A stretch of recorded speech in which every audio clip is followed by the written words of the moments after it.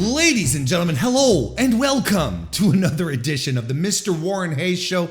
I'm Mr. Warren Hayes. Thank you for joining us tonight, today, whenever it is. Look, I'm recording this podcast on October 20, 2022, and it is an auspicious occasion because this is going to be the last Thursday night on which I am recording the Mr. Warren Hayes Show. We got to get this. We got to get this housekeeping a little out of the way before we get into the nitty gritty stuff here.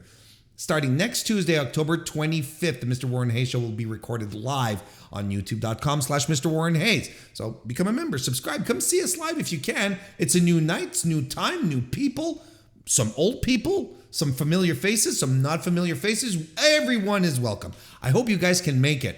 And that's what we're going to be doing. So what that means is that everything is happening on Thursday. So the Mr. Warren Hayes Show video on demand will be available on YouTube the very next day on Wednesday instead of Friday.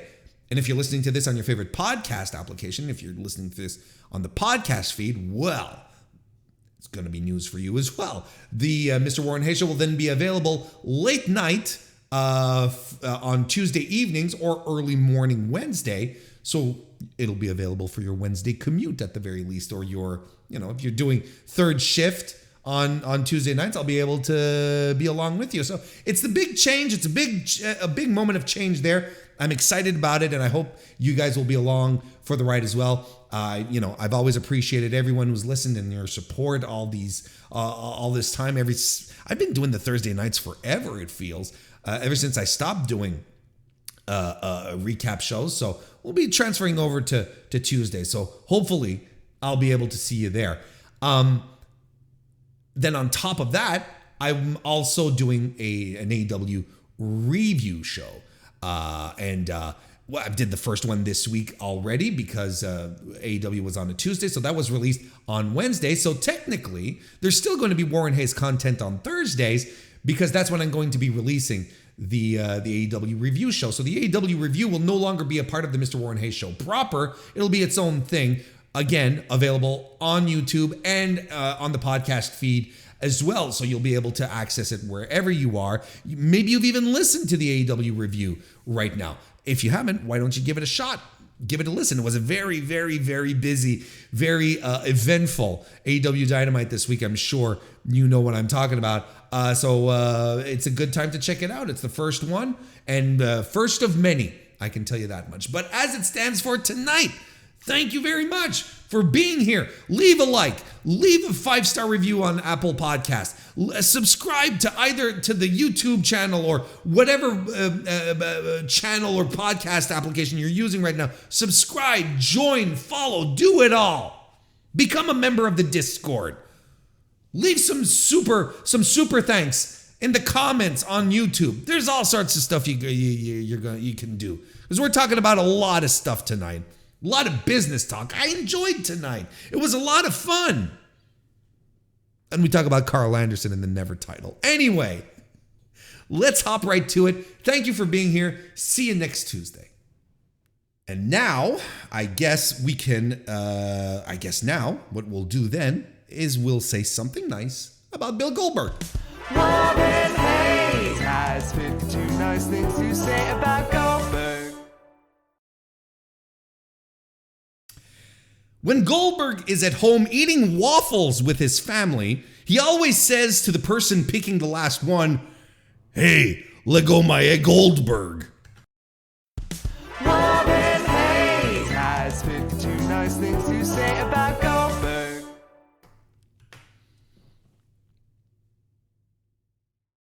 How many weeks is left in the year?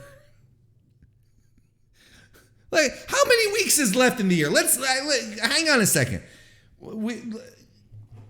I'm almost done here, right? Let's see. 1, 2.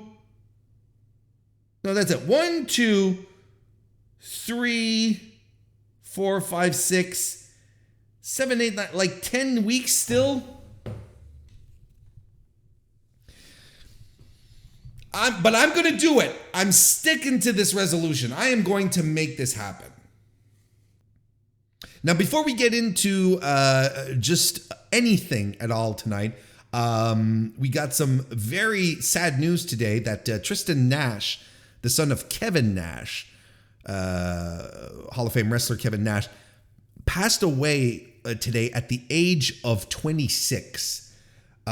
His family released a statement to Fightful today on Thursday confirming the news. Quote, "On behalf of Kevin and Tamara Nash, I have to unfortunately report that their son, Tristen Nash, has tragically passed away at the age of 26. Tristen recently started working on Kevin's new podcast, and the two enjoyed their time together. The Nash family asks if you could please respect their privacy during this time. We do not know what the cause of death is at the time that I'm recording this right now. There's, of course, been multiple reactions to this, what makes it, so this makes it absolutely terrible. At 26 years old, man, look, there's a lot that I relate to in this, because my oldest is just a wee bit younger than Tristen, and I could not fathom this type of situation. I could not believe. I can't even imagine the heartbreak and pain that Kevin Nash and his wife Tamara are going through. My thoughts to both of them. Deepest condolences, and in these trying times, we here at the Mr. Warren Hayes Show are thinking about all of you.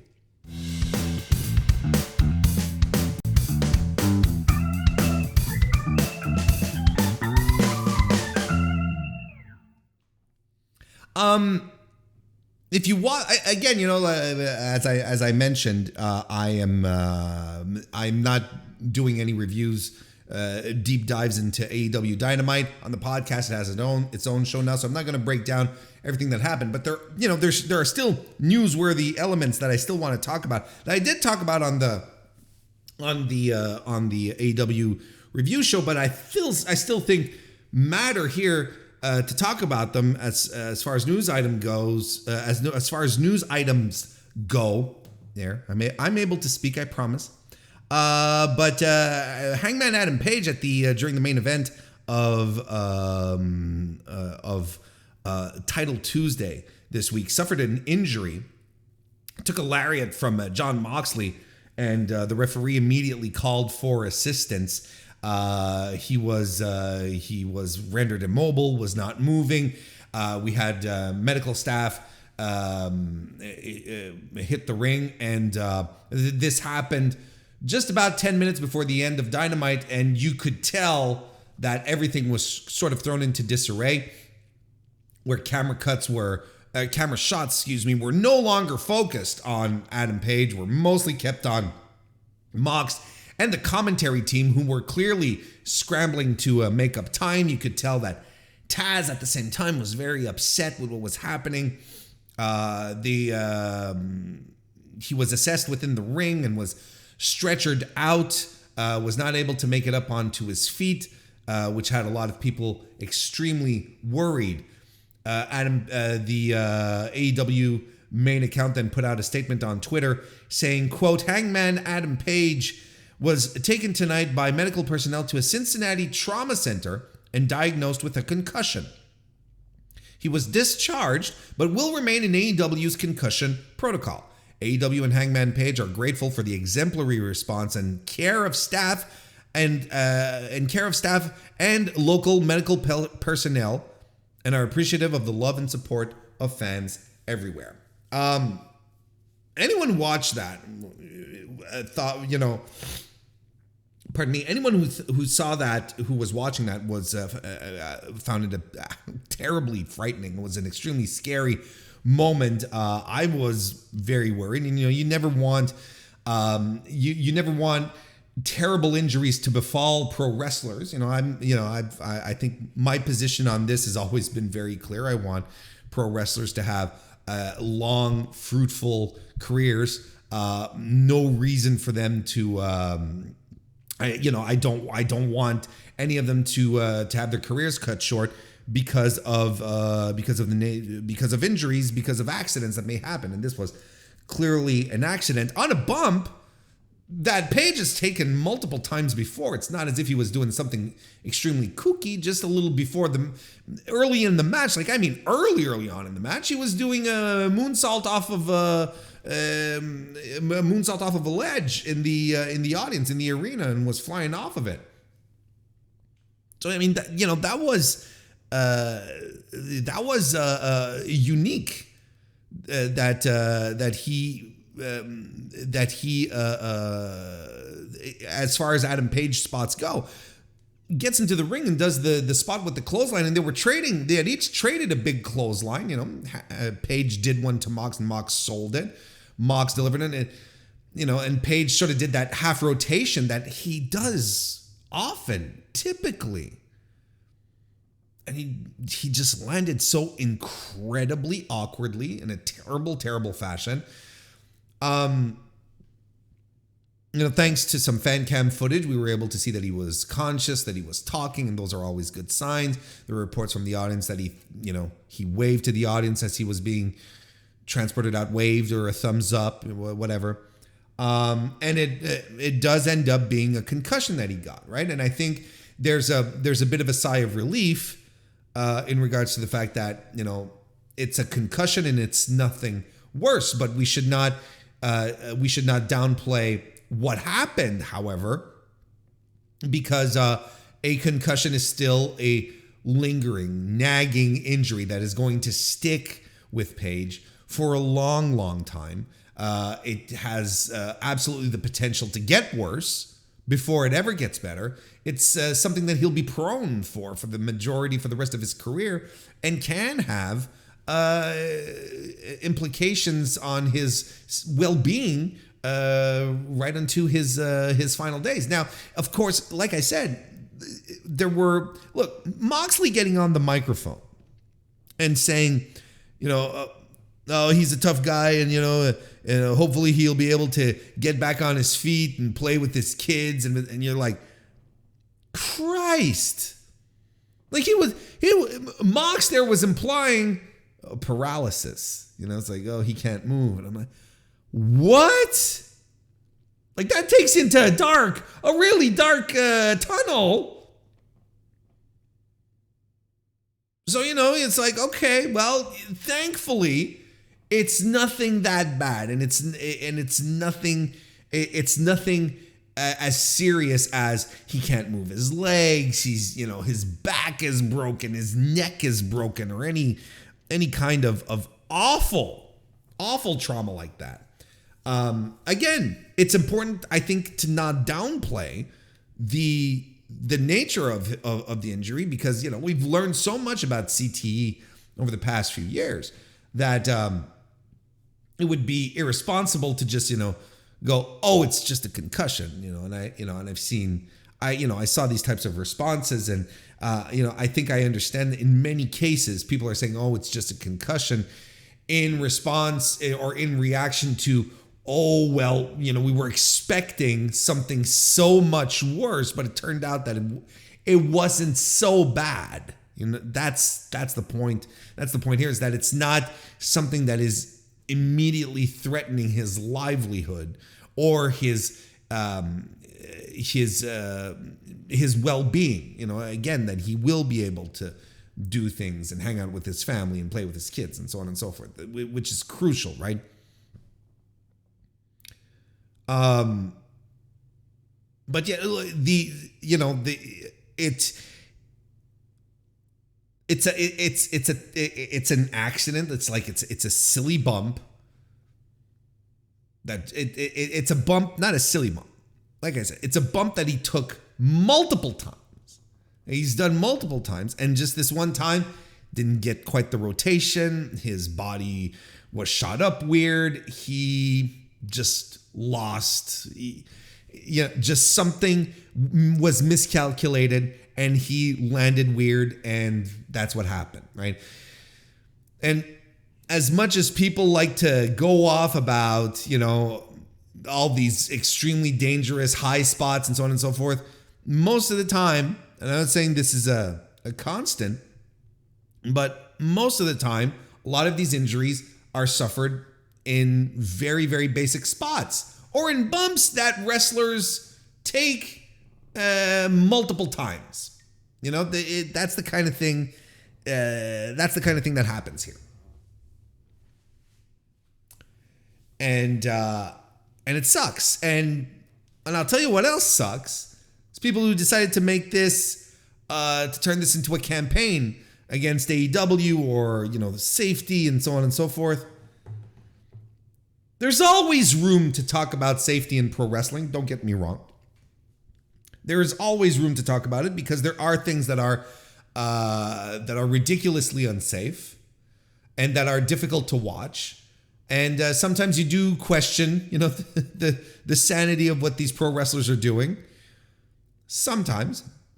But within the context of a man getting hurt on live television, doing his job, and in a situation where he ends up in a situation that is something very regular that he does commonly got him to this place. There's no point. There's no call to take this as some kind of indictment as to his level of training or the safety and so on. Here's the thing that a lot of people maybe don't want to hear, but it's the truth. Pro wrestling inherently is unsafe. No matter how many precautions wrestlers can take with each other, which they absolutely need to, it's inherently unsafe. And that's just the nature of the beast. People are going to get hurt, and there's no amount of training in a performance center or in a training school of repute or no that will prepare you for an accident or that will make you less prone to being injured. What they will teach you is the best ways to not get hurt. But the very unpredictable nature of wrestling is just how it is. And you can make all the comparisons to, wrestling in the 80s and so on and so forth. The style of wrestling that has been perpetuated today, not just the past 2-3 years. I'm talking about a good 10, 15 years. And looking into the, towards the indies, the PWG style and so on and so forth. Wrestling is a much more fast-paced performance, sport, whatever you want to call it, than it ever was. It's ridiculous to think that that you could go back 30, 40 years from back in the past and say, well, people didn't hurt themselves in this way. No, because they didn't wrestle this way. That's just how things have evolved at this point. There's a lot of friends of mine. I don't necessarily follow hockey, ice hockey. But I have a lot of friends who tell me the sport has changed so much in about 20, 30 years.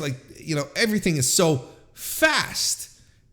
And the guys are getting bigger and faster. It's not just small guys who are fast. The big guys are fast too. So, everyone's skating fast. When you run into someone or someone runs into you, there's twice as much impact as if you were, playing the game in 1982.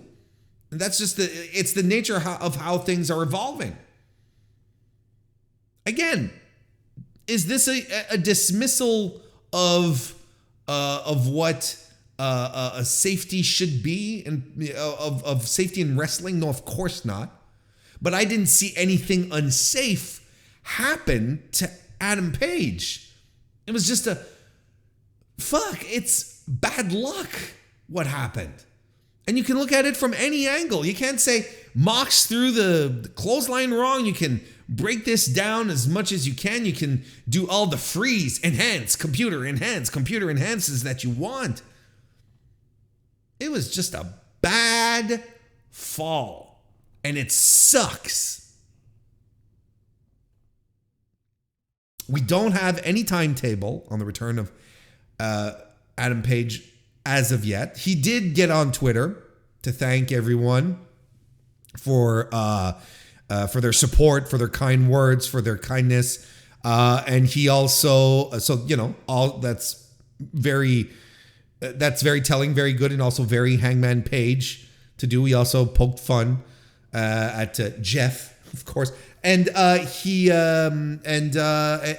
pretty much it. He said, we'll see how this goes. My only hope, this is my only hope here, if we're not all just sitting around saying to ourselves, oh, it's just a concussion, which we should not be saying. My only hope is that Page is not rushed back. He needs to take some time. This is something that cannot be thrown in. They say that they're following their concussion protocol. I don't know what AEW's concussion protocol is. You don't know it. I don't know it. Can only hope that it's up to standards with CTE prevention and treatment. Don't rush the guy in. Don't rush him back. For his health and for his pop. Like, you can take your time with Adam Page, bring him back, and you have lightning in the bottle right now.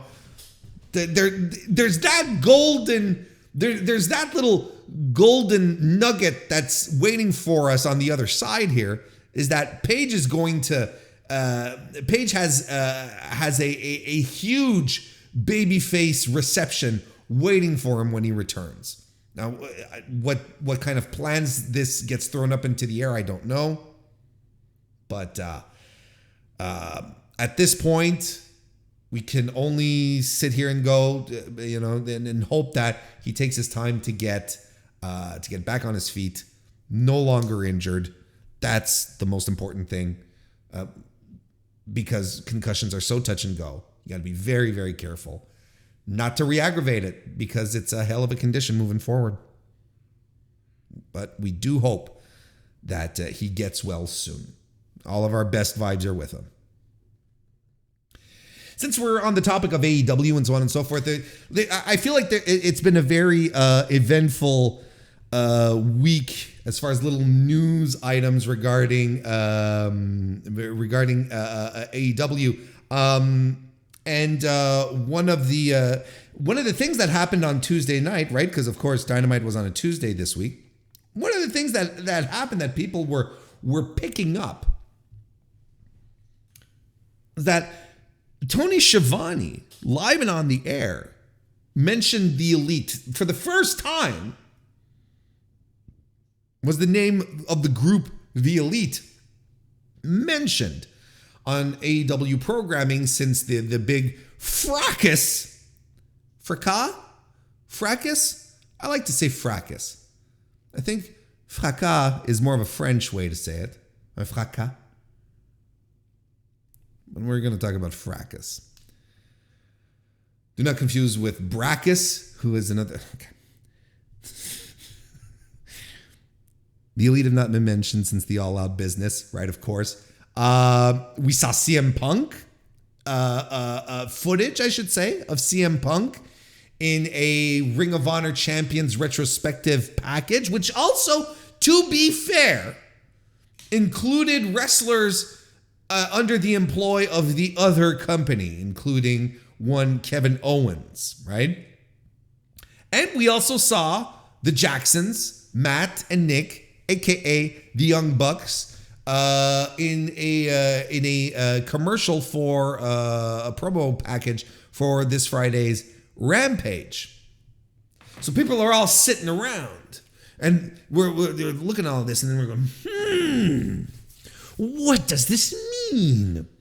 Is the situation finally coming apart? Or are we finally learning things? Because look, last week, let's not forget, one David Meltzer of the Wrestling Observer newsletter bemoaned the lack of transparency from AEW and Tony Khan in regards to the situation with the suspension. He reported, if we remember, he had reported somewhat irritated in an irritated fashion that no one had heard about what's going on with the suspension, right? That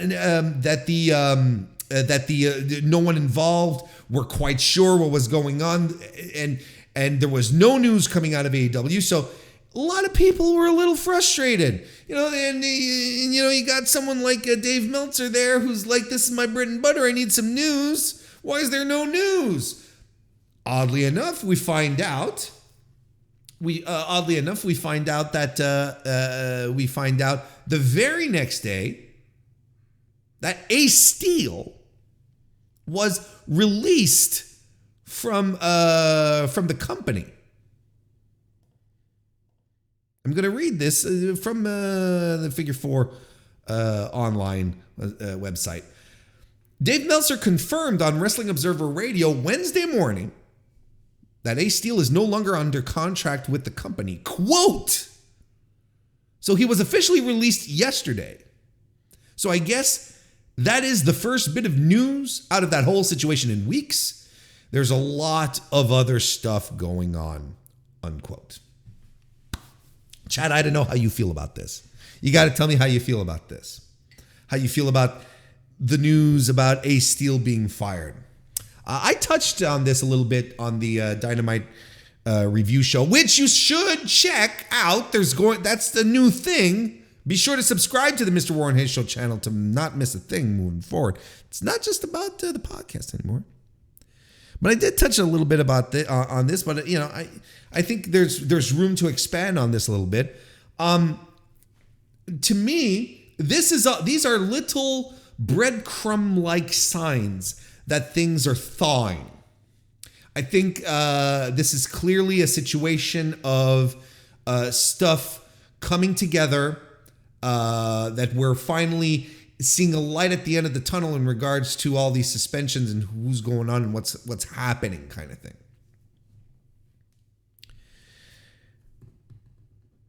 So what I find interesting here, of course, is that we see these things happen we see and hear these things happen on Tuesday. It's not big deals, but then the release of Ace Steel gets announced the next day, and I think it's a remarkable turn of events. I think it is indeed the first thing that we learn from all of this, and I think it is a sign that things are coming together, because this is clearly a clear-cut move in regards to trying to patch things up and trying to get things back to how they should be, or at least clear the air, give some type of resolution. Don't get me wrong. Brandon Cutler keeping his job, Pat Buck keeping his job. Who else was involved? Everyone who clearly Sanjay wasn't involved. There was someone else involved. Well, I know Ace Steel was involved, but look, all these people who returned to AEW, those were clear signs as well. But we hadn't had much movement on the front up until this point here. What does the release of Ace Steel mean exactly? Brother, it could mean so much. I don't even know what it can entail at this point. Maybe it was just like, look, you are problematic and we need to cut you. It could be something. And look, I'm being speculative right now, right? This is tinfoil hat situation here. It could be, look, you were clearly at the crux of the situation, hit the bricks. And Ace Steel is strictly an employee. He's not a star. He's not a big timer like CM Punk. He's not an EVP like the other dudes. He can easily be cast away. And if it's done fairly and clearly within this investigation, well, there's no need, to avoid lawsuits and any messy situations. He can be taken off the chessboard very, very quickly. So on one end, you could say, yeah, he had a certain amount of responsibility in what happened, so hit the bricks. He could also be part of some type of leveraging, bargaining situation as well. And again, we're being speculative here, but it would not be impossible to conceive that one party would require another party to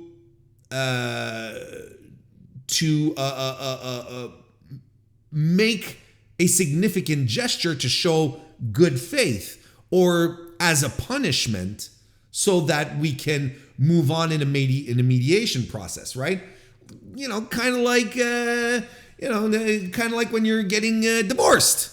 Not that I'm familiar necessarily with the divorce process, but it's like, all right, you get to keep the house. But you get to keep the house, but I'm going to take all of the living room set and the bedroom set and the man cave, kind of thing. It could be some type of situation like that where it's like, look, we are willing to meet you halfway or accept your demands, but what is the other side giving us? Can they give us, firing Ace Steel or whoever? The other side, is it? Sure, we can do that. We can do that. Now, is it fair to think that it might be a thing?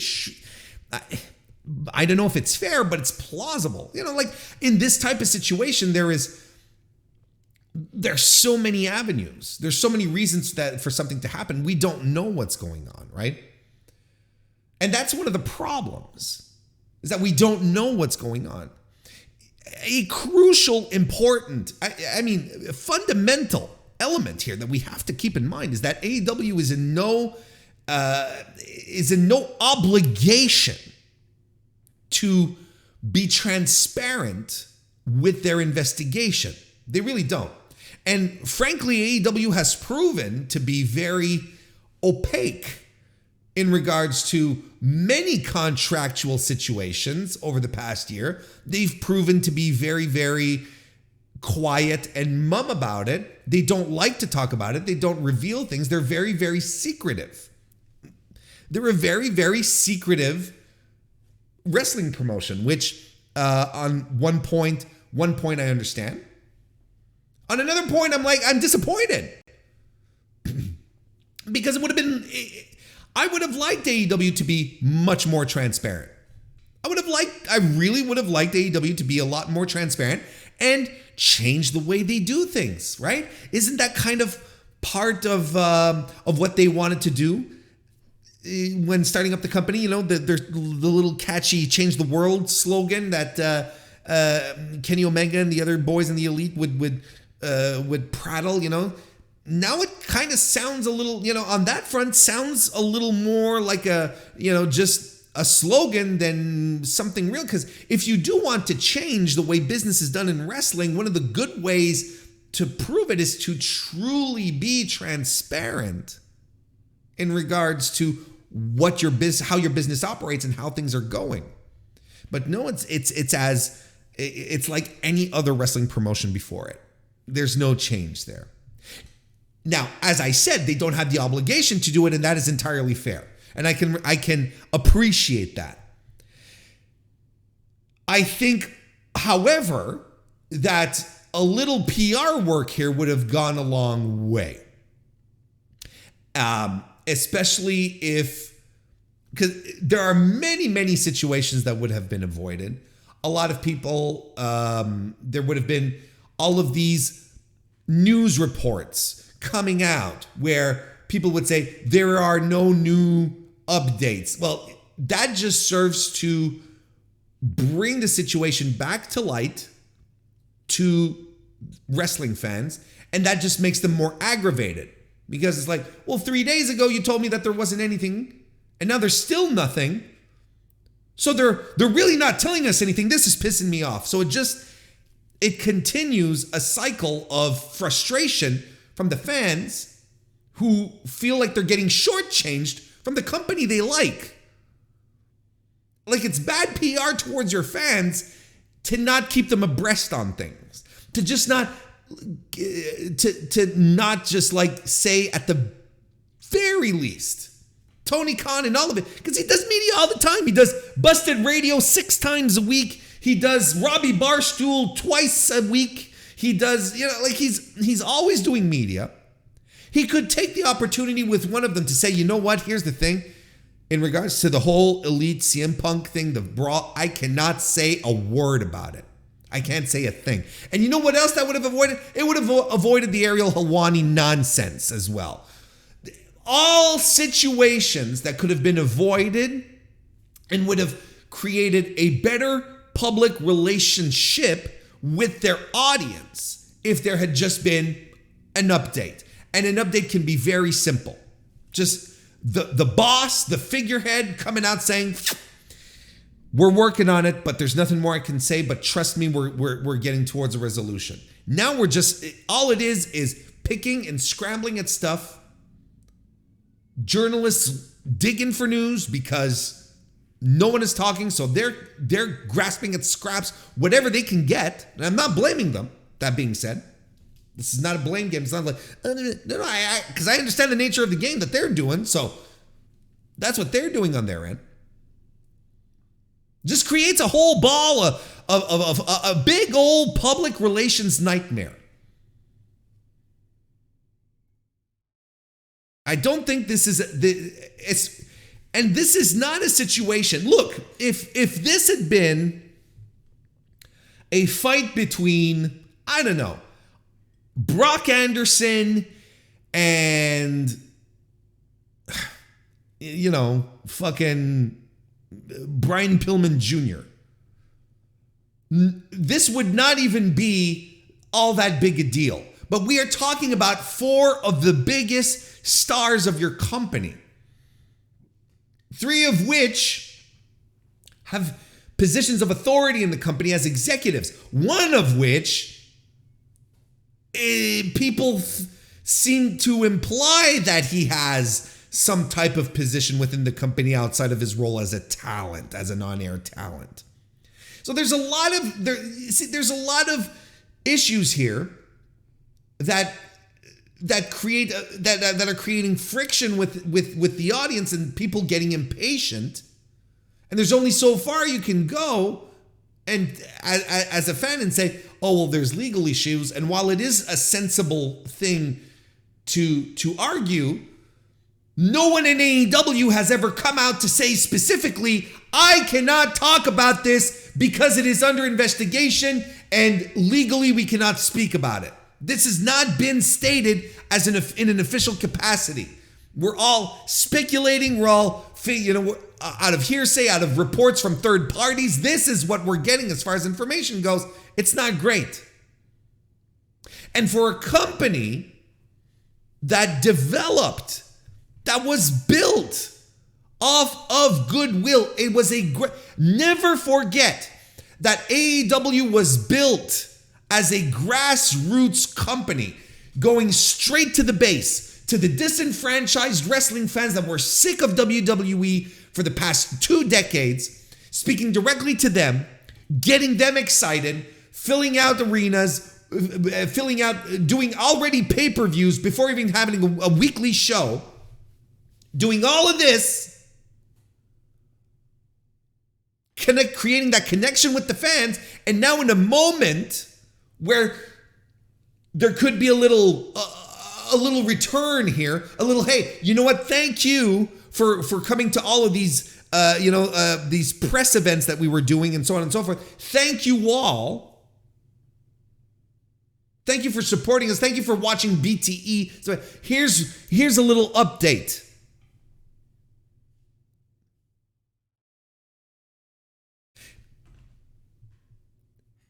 I like to say, oftentimes when I'm chatting with folks about how AEW handle things versus WWE, AEW's biggest commodity that it has in the wrestling space right now with wrestling fans is that it has a tremendous amount of goodwill.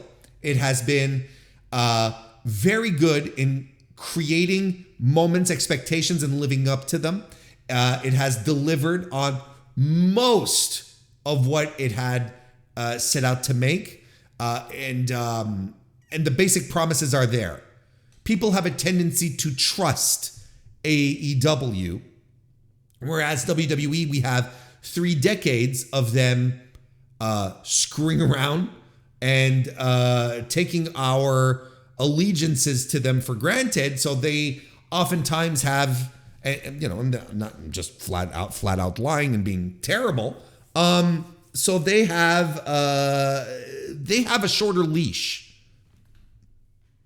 myself included, and I'm okay with that. It's not something I necessarily want to change in regards to WWE. But as far as AEW goes, this type of situation, they have to be careful, because this is the type of situation that can strain fan relationships. This is the type of situation where you can become suspicious of your favorite product. And if Tony Khan does not want to sort of become suddenly the guy that you can't really blindly trust anymore, that you just can't throw your support behind because Tony will do something great. If it starts to become that, AEW will be easily in a losing position as far as fan appreciation goes, because they've been tested this year. 2022 for AEW has been a trying year in the relationship with fans. I'm talking fans. I'm not talking bad faith actors. I'm talking fans. It's been a very difficult year. But as I said, their main commodity, the top thing that they have on their side is goodwill. And I would argue that they still have a lot of goodwill, that they've been maintaining it. They've been doing very good with it. But it will only take them so far. And they really have to be careful about what their next steps are here. Now, Warren, yes. Warren, what do you think? Will the Elite or CM Punk get fired? Or they're all coming back? Well, I'm glad you asked, anonymous person. Because ultimately, that's the question everyone ends up asking. And anyone who tells you, oh, well, I see CM Punk coming back, or I see Kenny Omega coming back, they're just pulling shit out of their ass. They really do. Because, I think conventional wisdom would have you say, you have to get rid of CM Punk. He's clearly cancerous backstage. Make things better. Just make things better. That's a way to look at it. I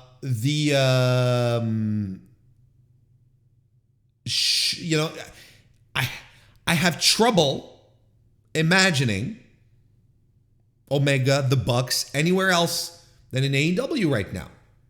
But who knows what's going on? The point is that none of us know. I think, look, the best possible outcome here is that everyone sort of got around the kitchen table or wherever, and they sat down and they were like, look, we were all fucking assholes. Let's get together, put all this shit aside, and make shitloads of money together. Because we were making shitloads of money, let's continue making money. Instead of doing whatever it is we're doing right now. And on that premise, because I know it is very, very cool right now to hate CM Punk. All right? It's very a la mode right now. If there is one thing that CM Punk is, it's a businessman. Smart. Everyone thinks like he's this hothead, but he is a guy who understands his value, and he understands what it takes to make money in wrestling. And this is something you cannot take away from him. So if he has this sense about him and is able to sit down with Tony Khan, the Bucks, Kenny, and they're all able to hash this out with their lawyers present or not, well, who cares? Like at this point, I'm being figurative here, right? I'm not saying we're all going to sit around a campfire and sing Kumbaya here. That's not the situation. It's hard negotiations, getting into it, but let's get this done kind of thing. Because we can all make gobs of money together. They still can. Of course, there are a lot of very good businessmen in pro wrestling that made a lot of money that weren't necessarily liked. But I don't want I don't want to start drawing CM Punk, Hulk Hogan comparisons in the year of our Lord 2022. This will take a few years still. Let's let a career play out before. But it would be absurd to not realize that there are some comparisons that you can make. And, a lot of people talking about his ego. I'm talking about CM Punk's, right? And how much of a detriment it is to him and so on and so forth. And look, we're going to leave this one time to grow. I don't know who's coming back, but I'm going to tell you what interests me the most in this entire story. And I feel like no one's talking about this, but I also think this is critical. This is a critical situation here. And honestly, I don't think anyone's talking about it. I haven't heard anyone talk about it, but it's very telling. A couple of weeks ago, we find out that Jon Moxley, right, has renewed his contract with AEW for 5 years. Something to that effect. And Chris Jericho, right? He's also done the same. This was announced this week that Chris Jericho's contract was he got an extension on his for 3 years, and he's taking on new roles. Will serve as a producer and creative advisor in addition to his in-ring role. And you'll remember, and this was announced via a press release. And you'll remember when Jon Moxley was announced as sticking around. He also is taking on roles, mentorship, working backstage, taking on roles within the company. I wonder what. See, because this type of situation here makes me wonder, what does that mean for the EVP positions? What does that entail for Matt Jackson, Nick Jackson, and Kenny Omega if you have guys right now having contracts put before them where it's like, your roles are growing here in AEW. We are going to give you more things to do. You're going to have bigger roles here.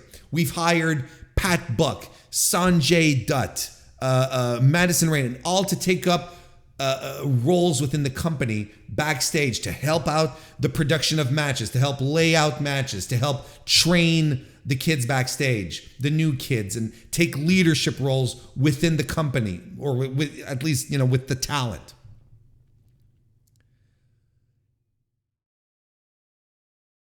I wonder what is that? How these newfound roles for these two specific talents, how that is going to impact an EVP role in the company.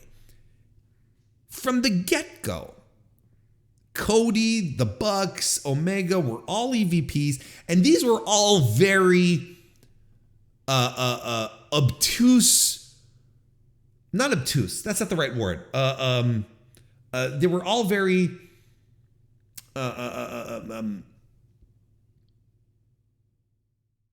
there were roles they had titles, but their roles were never quite clear. Vague. Thank you, Justin. Yes. Very vague roles as to what it meant. Cody probably was the guy who had the clearest role because he was doing a lot of PR. You felt he was involved a lot in the production and putting stuff together. But for the other guys, it was always like, oh, Kenny's in charge of the women. Okay. Oh, the Bucks, yeah, they're in charge of merch. Are they? And again, this is a private company, not a public company. So their inner workings are not meant to be, don't have to be public. And they not that they shouldn't, but they don't have to. They're not obligated. It's not like WWE where you have, the board and so on and so forth. You know who exactly are the executives. You're everything is super clear. But in regards to what the EVPs do in WWE, in AEW, let's be all honest with each other. It's always been a bit of a mystery what exactly they do, what exactly it entails, what exactly it means. It's all been speculative.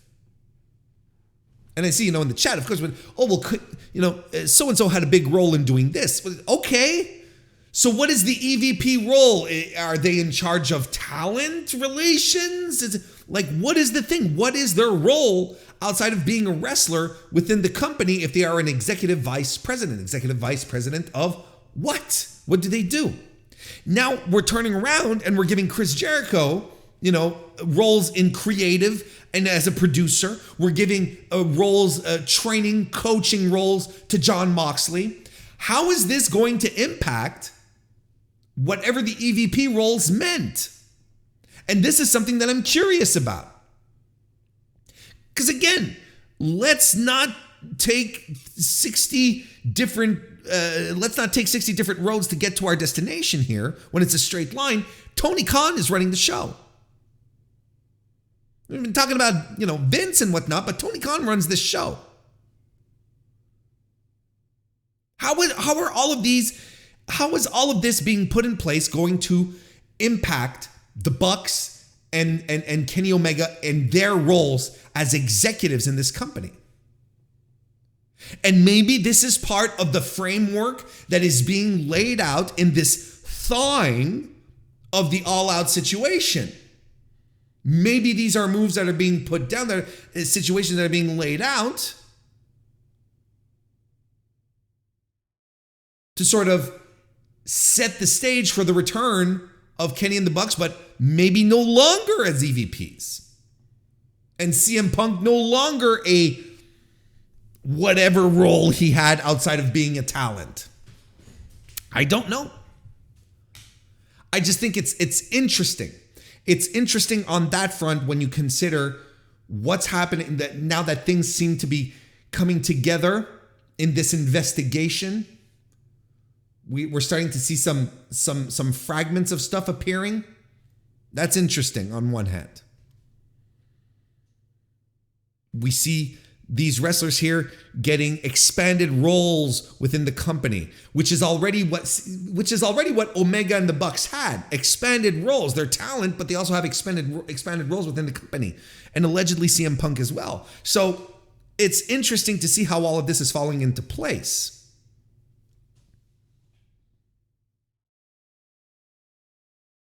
I also think, because here's something very, very interesting. By the way, I want to say, let me take a second here. I want to say hello to Silver Apocalypse. Nice to see you. Welcome. Robert Larry from Cleveland, Ohio. Good to see you. And Hassan Terrell, welcome. Welcome all to the show. Now, here's something else, though. Something very interesting that I thought about. The Chris Jericho press release regarding his new contract, right? Let's read. Basically, in case you don't know what I'm talking about, Jericho signed a 3-year contract extension with AEW, which takes his deal through December 2025. And with the extension, Jericho will take on new duties in addition to his in-ring role. He'll be a producer, creative advisor for AEW, and will continue to mentor young talent. Very close to what Moxley has as well. And this was all outlined in the press release, which was picked up and announced, scooped, if you may, by Variety. Now, in case you're completely unfamiliar, Variety is the biggest trade magazine of the entertainment industry. So television, movies, mostly television and movies, right? Because there's Billboard for music. But look, it's a business rag. And the biggest. And it was picked up first by them. It wasn't anyone else who got this information before Variety. They ran with it as an exclusive, and right then and there, I'm like, the first thing that you need to say to yourselves here is, hey, you know what? AEW's relationship with Warner Brothers Discovery is fine. We're going to stop. Once again, listen to Mr. Warren Hayes, who conducts the best goddamn D-list podcast on planet Earth regarding pro wrestling. Listen to me and not the phony past executives who are trying to tell you that AEW is in trouble with Warner Brothers Discovery. Stop, because we got more proof. Once again, you've got Warner Brothers Discovery's PR people putting out press releases to Variety, and Variety's running them as exclusives. Now, we're going to stop this fucking bullshit about AEW being in trouble.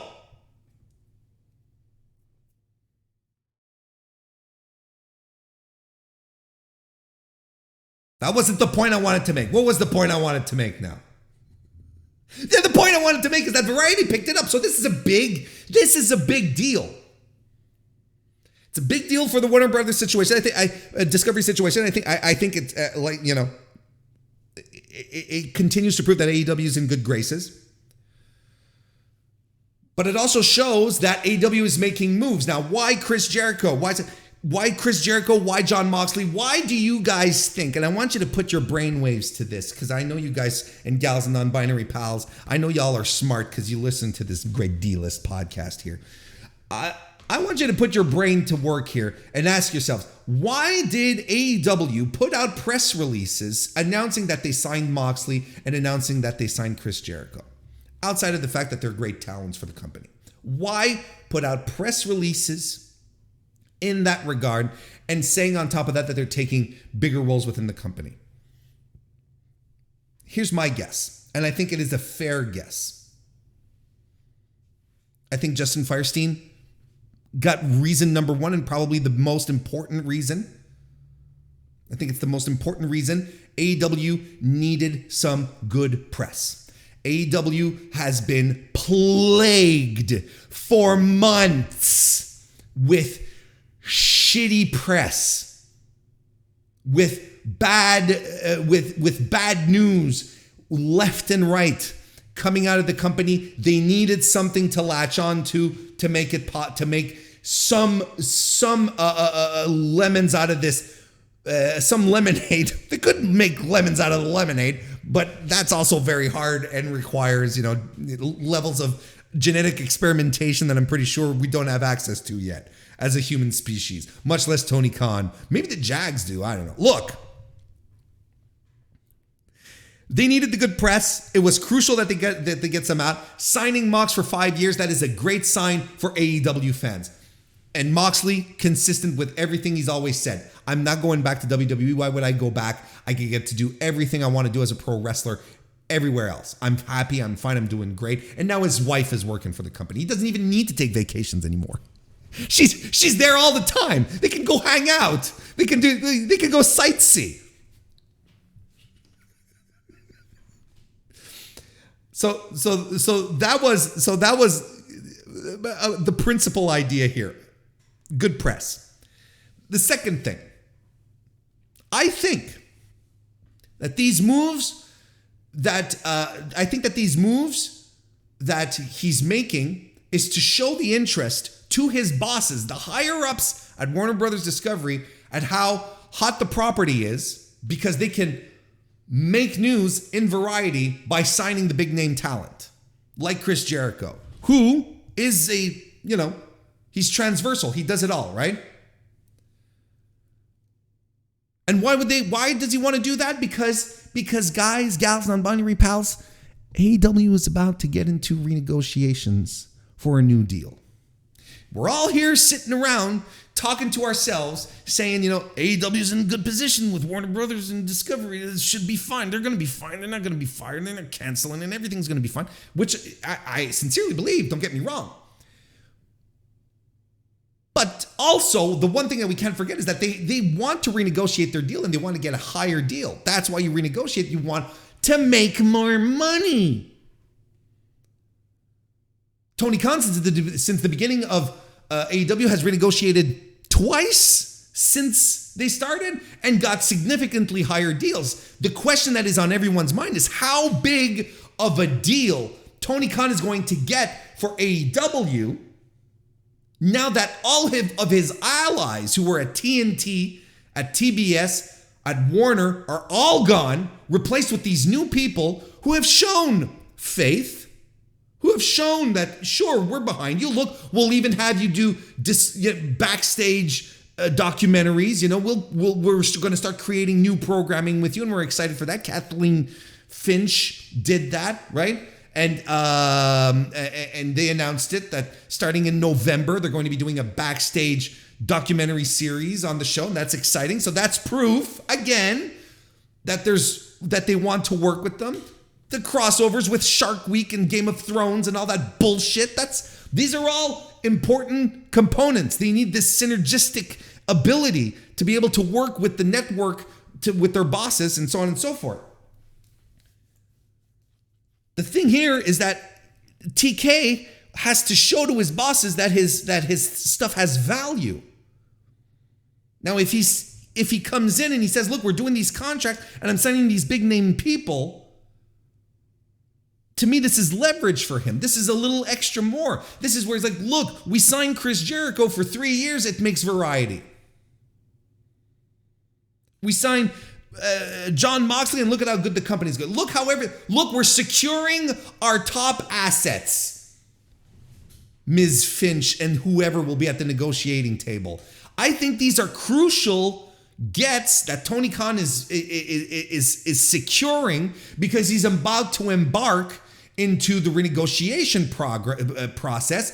And conventional wisdom at this point would have you believe, and I'm in this, by the way, as far as this level of conventional wisdom, is that the deal that AEW is going to get with Warner Brothers, the renewal, Warner Brothers Discovery, will probably not be as significant as it probably would have been before or without the merger, when all the allies were still at TNT TBS. That's what conventional wisdom would bring upon you. Now, if Tony Khan keeps making moves, if AEW continues to bring in big ratings, because I spoke about it, I think it was on the I spoke about it on the on a members stream, which you should become a member if you want to hear some extra thoughts and more business talk. If you want to, so become a member, you'll have access to that. Ms. Finch of Warner Brothers Discovery said, textually, AEW brings in big numbers for us. So they know what they have. They know what they have in the palm of their hands. It gets ratings. AEW is always in the top 5 on Wednesday nights. Dynamite is always in the top 5. In the ratings, it always scores high. They're not just going to let it drop because Eric Bischoff thinks that there's no stories in AEW. Come on now. I think these signings are a significant demonstration that Tony Khan wants to secure wants to get more leverage, more reasons to ask for more money.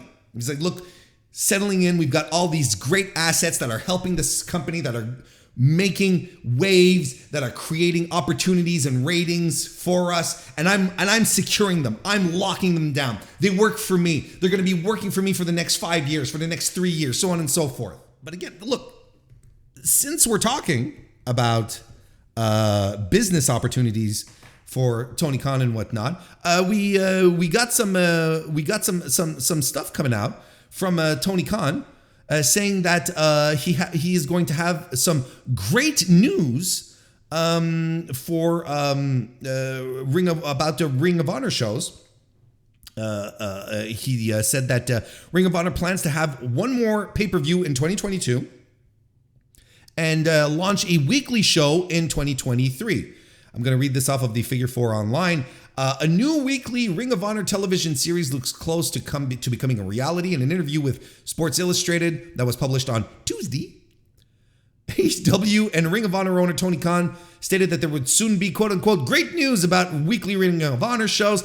Khan said there will be one more Ring of Honor pay-per-view before the end of the year, and Ring of Honor plans to follow that up with a weekly show in 2023. Chris Jacobs, nice to see you. Welcome to the chat.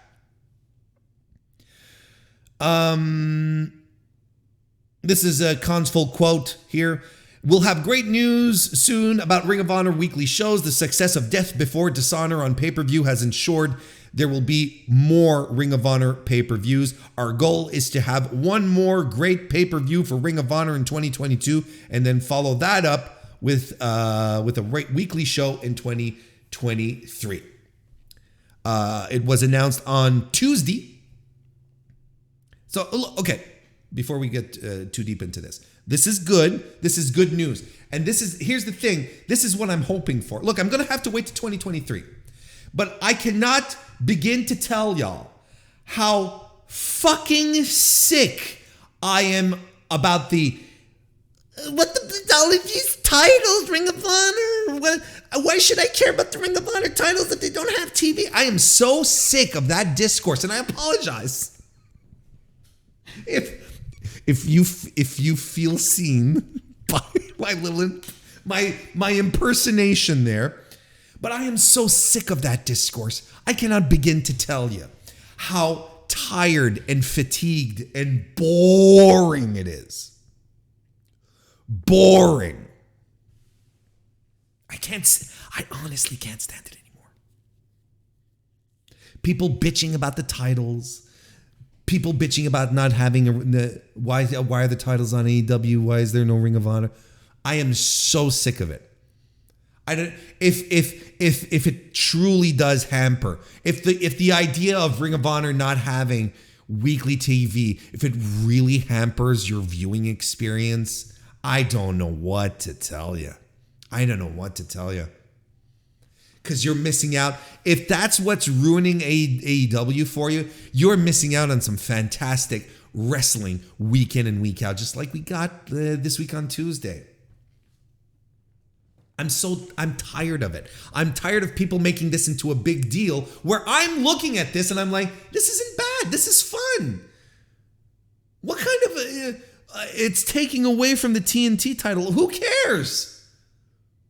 The TNT title will continue to be pushed at a later date. Right now, they're doing shit with the Ring of Honor World title, and it just so happens the shit that they're doing with the Ring of Honor title is very good. Like, who cares?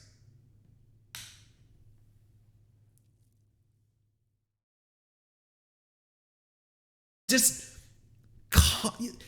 it's like any other business aspect. Like what I just talked about, with, contracts and renewals. People are like, they don't pay attention to that. But, there's Ring of Honor on AEW and it's all crammed with all sorts of shit. And there's certain things I agree with. I am if everyone has a title, the titles don't feel as important, right? And I agree with that.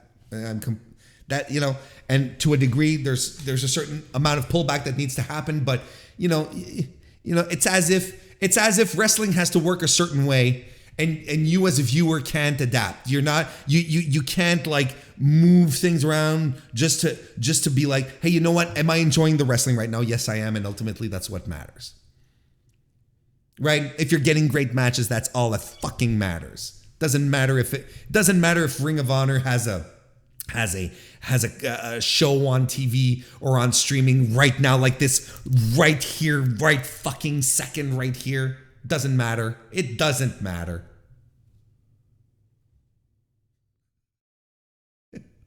What was I talking about? Oh yeah. So Tony Khan is like, look, we're coming full circle with this. Then on Tuesday Title, it was announced that Final Battle is going to be indeed the final pay-per-view, the one that Tony Khan had been teasing about, right? So we're going to get a Final Battle for 2022, which is cool as hell. And again, people can bitch as much as they want. I'm sitting here going, hey, this is going to be cool as hell. Because every title in Ring of Honor has looked great on AEW. And don't you understand that that's also part of the strategy? You know, it's like Chris Jericho holding the title and all of that. It's to generate attention for Ring of Honor, to show whoever the broadcast partner is going to be for Ring of Honor, whoever it is, right? Whoever it is, to show them, look, we can generate interest with this. Look, I put a match with Chris Jericho as Ring of Honor champion and it does great in the quarter hour as far as ratings go. This is a draw. This will work. People, Jesus Christ, come on now. Do you want things to succeed in wrestling or do you just want one product? Because I am not on that side. You will never have me championing for only one product in pro wrestling, one national program. You just won't. You just won't. Oh, but it's going to be too much wrestling, Lauren. I won't be able to watch it. Don't watch it. No one is forcing you to watch all the wrestling. You don't have to watch it all. So again, why do you care whether Ring of Honor has a show or not? What are we talking about? So, the pay-per-view, the Final Battle, it's going to be on December 10. Now, here's the juicy bit. Are you ready for this? Fightful Select this week reported that December 10 is tentatively slated for an NXT premium live event, which just happened like a month ago with All Out. So right now, we've got Final Battle and NXT, again, head-to-head shows. Only apparently this time, Final Battle would be in the afternoon and NXT would be in the evening kind of thing. And Fightful was reporting that the announcement of this NXT premium live event was set to occur at Halloween Havoc, which is next week, right? During the debut of the Mr. Warren Hayes show on Tuesday nights. I'm coming for you, Heartbreak Kid, the heartbreak child, the broken heart child, Michael Slim. Is that? Oh, it's this Saturday? I don't know. I don't know. I frankly, I have not been keeping up with NXT. I've been watching matches that people have been telling me to go watch, and that's pretty much it. I have not been watching, and I definitely did not watch it live this week. So, good news. Again, fun things to report on the Ring of Honor front. I think it's interesting. I'm excited to see how this is going to go moving forward. But look, we're starting to feel confident about TV in 2023 for Ring of Honor. I'm all for it. I am all for it. Look, we're talking about WWE a little bit. I've talked quite a bit about AEW business. Let's talk about WWE business. And if you want me to talk about, if you're like, hey Warren, what were your thoughts about the MJF William Regal promo? Look, it was excellent, and I covered it on my AEW Dynamite review, which is available on your podcast app right here on youtube.com/Mr. Warren Hayes. So feel free to check it out. But I thought it was brilliant. One of the best, an all-timer as far as a promo segment goes. One of the best I've ever seen. One of the best, unequivocally, one of the greatest moments in AEW history. But I have more thoughts on it. You can absolutely go check it out. I break it down. We chat about it. It's good stuff. I think it's good stuff. My mom thinks it's good stuff. But yeah, let's talk about day one. If we're talking about WWE business now, day one, which had started last week, is reportedly has been reported as being canceled. This was brought to us via WrestleNomics 4 days ago. Brandon Thurston had the big Scoopsy exclusive. And again, look, I cannot entice you enough to go follow Brandon Thurston on Twitter. If there's a reason to stay on Twitter, it's for Brandon Thurston, WrestleNomics. Subscribe to their Patreon. It's just, if you want to learn more about the business of professional wrestling, the business side of it, he is an absolute must-have. But if you reported, scoop, exclusive, day one canceled, not being rescheduled. WWE's day one premium live event is not taking place, according to multiple sources, is what Brandon reports. The event, originally scheduled for January 1st, 2023 at State Farm Arena in Atlanta, isn't being rescheduled or rebranded. There's no PLE for WWE expected between Survivor Series on November 26th and Royal Rumble on January 28th. We couldn't confirm a reason, but the cancellation could be related to appeasing WWE's business partner, NBC Universal. Now, you may be asking yourself, why would they need to appease NBC Universal, right? Shouldn't WWE be able to do whatever they want? Isn't it? Well, here's the reason why. I'm so glad you asked. And I'm glad you didn't ask in a goofy voice. So here's the reason why. Day one would have gone head to head with, on Peacock, with NBC's last Sunday night football game of the regular season. Los Angeles Rams and Chargers is the last match. Many other neighboring weeknights would obviously conflict with WWE television, and holding a WWE event the night prior on Saturday would mean running it on New Year's Eve, which is an awful, awful, awful idea.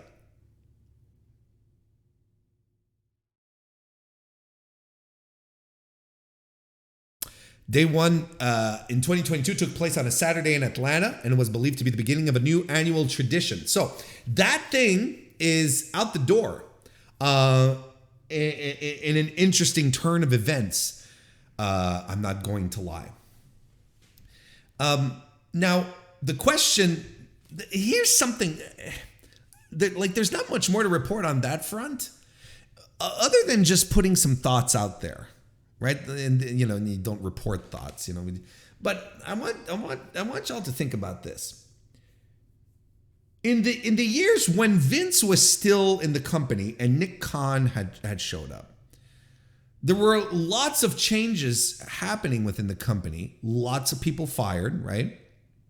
Tons of people fired during the pandemic, and you know, day one last year pops up and a lot of these changes, and day one specifically, are all attributed to Nick Khan. You know, I remember multiple reports of day one being a Nick Khan idea, that this was something that he was pushing for, to create a new annual tradition, you know, kick off the year with WWE on the first day of the year, you know.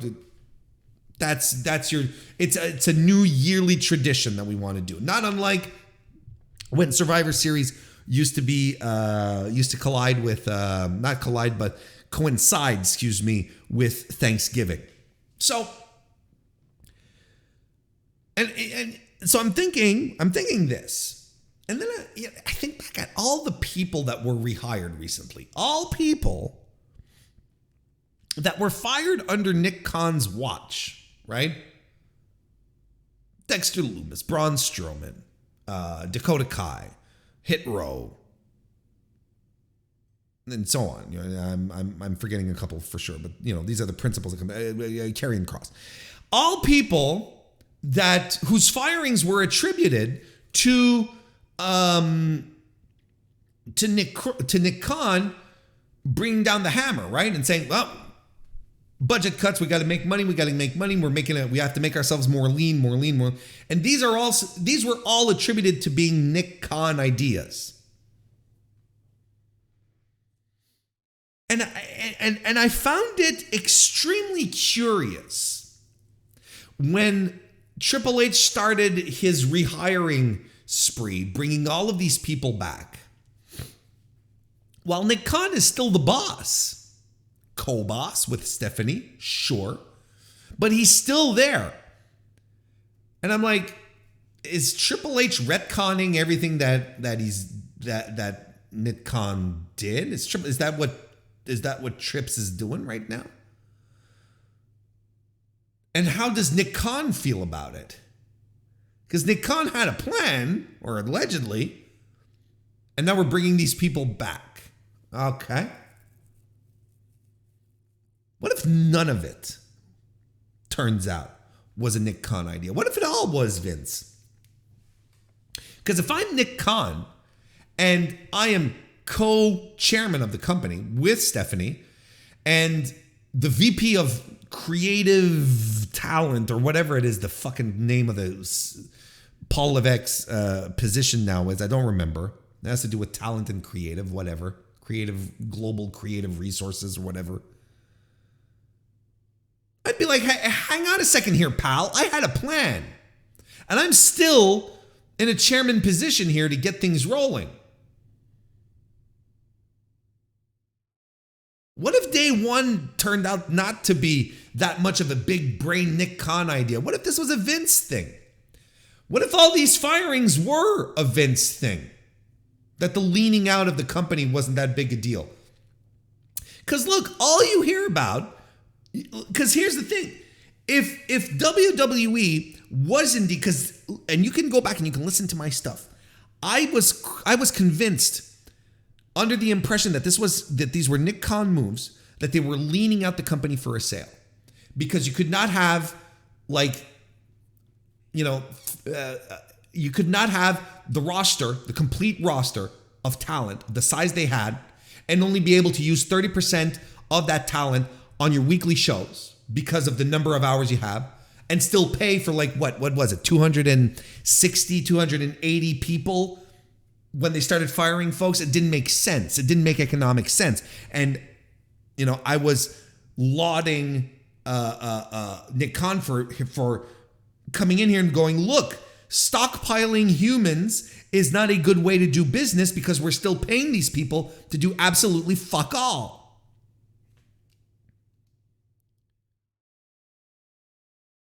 But now we're back. We're back to hiring people. We're back to bringing more people in.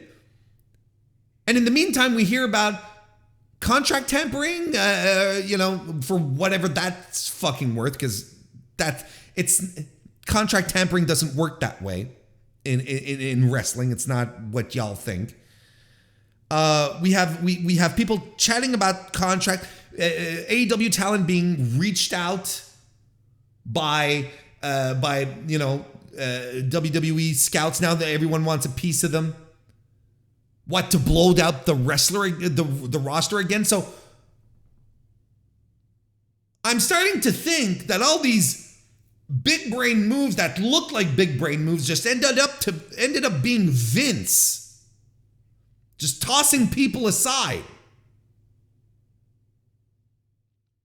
And yeah, and Nick Khan was there to take the heat.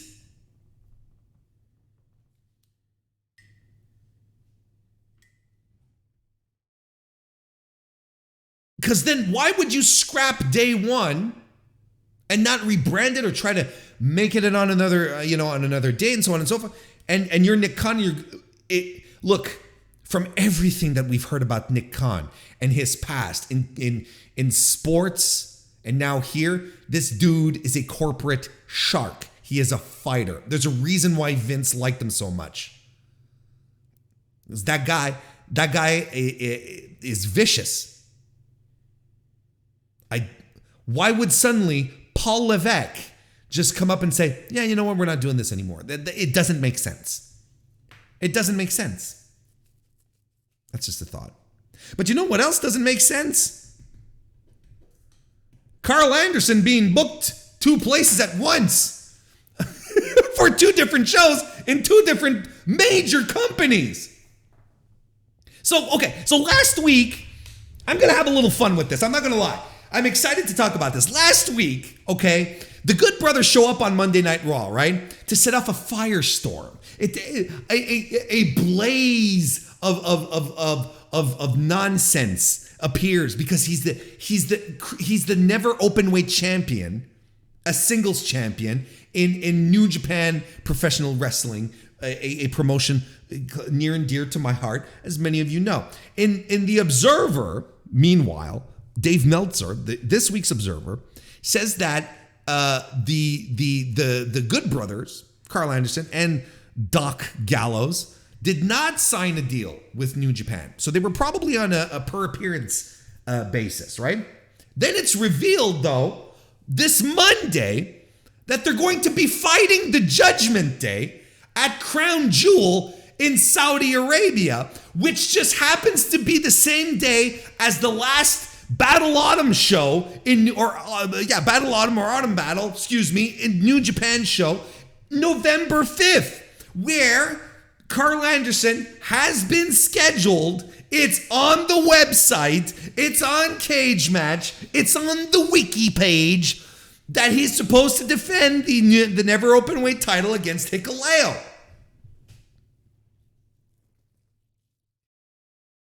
And then everyone sort of loses their mind and they're like, oh, well, he could do it because of the time difference. I'm like, fuck off.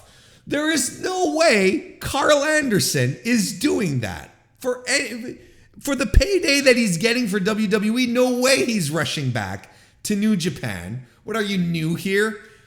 And then the Good Brothers post a video this week. They put out a video basically addressing the situation, and Karl Anderson's sitting there with the never open weight title on his shoulder, and Gallows is next to him. And they put out the video saying that they're double booked, right? And that basically New Japan screwed up because New Japan didn't go through the proper channels to book him, which is going through his booker or his agent, whatever you want to call it, Luke Gallows. And this is the quote from the video. New Japan Pro Wrestling, listen, I love what you've done for the Good Brothers through the years, but let me tell you something. I am the greatest never open weight champion of all time. I only work when the lights are bright, and November 5, we ain't coming. Will come on our time. The machine gun will tell you when I'm coming to defend my championship. Now, this, kids, is a work, okay? There's nothing incendiary. This isn't a shoot. This is a work. This is absolutely him leaning into the situation, being like, well, let's have a little fun with it, right? But it all smacks of a work. And for all intents and purposes, I would think that New Japan is okay with it. The Good Brothers and Rocky Romero, who is the liaison for New Japan of America and New Japan, he's an office guy. They get along swimmingly. They have a very, very good relationship. There's nothing here that has me going, oh, look, wow. You know, and this is where we're at right now. Look, as much as there's a lot of wishful thinking and a lot of Google Maps happening and people tracing, the path to go from wherever to make both shows in the same day. Look, it's just not going to happen. It's not going. If you think that Karl Anderson is going to try and fuck up a WWE gig, you are insane. Now, the assumption, here's the thing though, is that the assumption that everyone is running under is that Karl Anderson and Luke Gallows have signed with WWE. They think that. They think that this is a thing. Which, to be honest, is fair to assume because WWE doesn't typically work with anyone unless they sign a full-time contract for X amount of years, right? It's on their terms. You never come in to really freelance when you're a name, right? But people keep telling me this is a new regime, a new way of doing things with Triple H, right? Despite the fact that we still get, birthday celebrations and dick and ball jokes on television. Despite that, I keep getting told that this is a new regime, right? So maybe gonna keep an open mind here. Maybe Triple H called the Good Brothers and said, guys, we have a couple of dates. We need some bodies. Would you like to make a quick buck? Maybe. Because New Japan has not really reacted yet. Because you know why? It's the fucking Neverweight. It's the Neverweight title. Who cares? Who cares, I ask? I'll tell you who cares. Masses and masses of people online, up in arms, ready to torch the ground, calling New Japan irresponsible and stupid. One of the worst moves they've ever done. The prestige of the never openweight title has never been challenged as much as it is now, according to these people. And I'm like, what prestige? This is the never openweight title. The title that literally no one cares about. You thought people didn't care about the IWGP Intercontinental title? Holy shit, have I got another title to show you? Who cares? I'll tell you who cares. An excuse to bring in the tribalism. You think that it only exists for AEW and WWE? Look at all these phony pearl clutchers who are sitting around going, oh, but they're precious, never openweight title. It is being besmirched by Karl Anderson and the World Entertainment of Wrestling. Oh no, they are sullying the name of the good title. There are strict rules that New Japan must enforce. Strict rules. They can take the title away. That's happened in the past.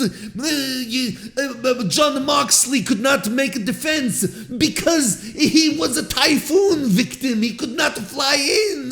Oh no. Oh, and they stripped him of the US title. It wasn't his fault. Strip the bastard Karl Anderson.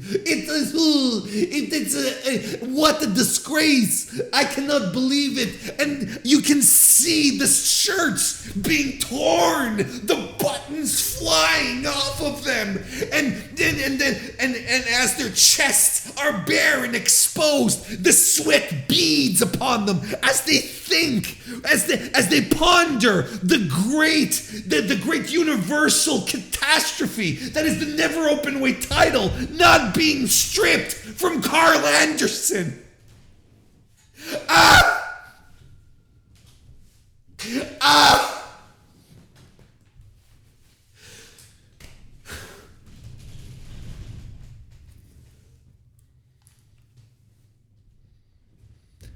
Jesus Christ, like I have never seen, let me tell you, 2022 has introduced me to the mid-card of professional wrestling as being so fucking crucial to the entertainment of people like I have never seen in my entire life.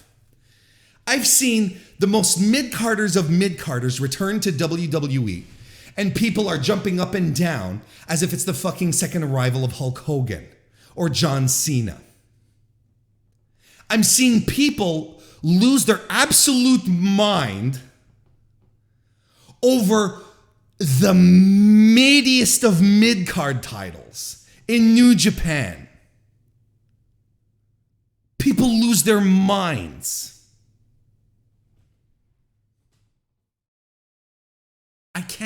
I could not believe it. And I still can't. If this was the IWGP World Heavyweight Championship, we would all be having a very different discussion right now. But this is a mid-card title for lower mid-card people. Don't get people acting like Luke Gallows is like fucking, I don't know, not even as high as Kenny Omega, not even as big a deal as Kenny Omega. Like acting like he's, I don't know, Randy Orton or, how could he? And this is a title that literally no one ever talks about, that no one cares about. When's the last great, and I'm talking great, never title match that you saw? You're probably going to have to go back to Goto 5-6 years ago. That's probably the last series of great, I'm talking great, never title matches. They're putting it up against Hikuleo, the kid brother of the Tongans, who's green as grass. Sure, a big, tall, strong dude. Don't get me wrong. Karl Anderson's not jobbing to him. And I've seen people online going, that means it's an automatic disqualification. That means it's an automatic win for Hikuleo. He should be the title. I'm like, Jesus Christ. Who are you people? Why do you care so much? I sincerely have never seen so many people care about the never title ever than in the past week. And I guarantee that this level of enthusiasm that they have for the never title is not going to carry over to the next champion. I guarantee it. Let's say the match happens or whatever and Hikuleo loses the title and Hikuleo gets the title. That's it. We're done. You're not going to see your timeline filled with, I'm so excited for Hikuleo's next defense. You are never going to see that. It's just another excuse. It's another excuse to get mad for such a bizarre, weird reason. Like, seriously, like, this is the equivalent of getting mad because you haven't seen the 24/7 title on TV for the past 3 weeks. This is what it is.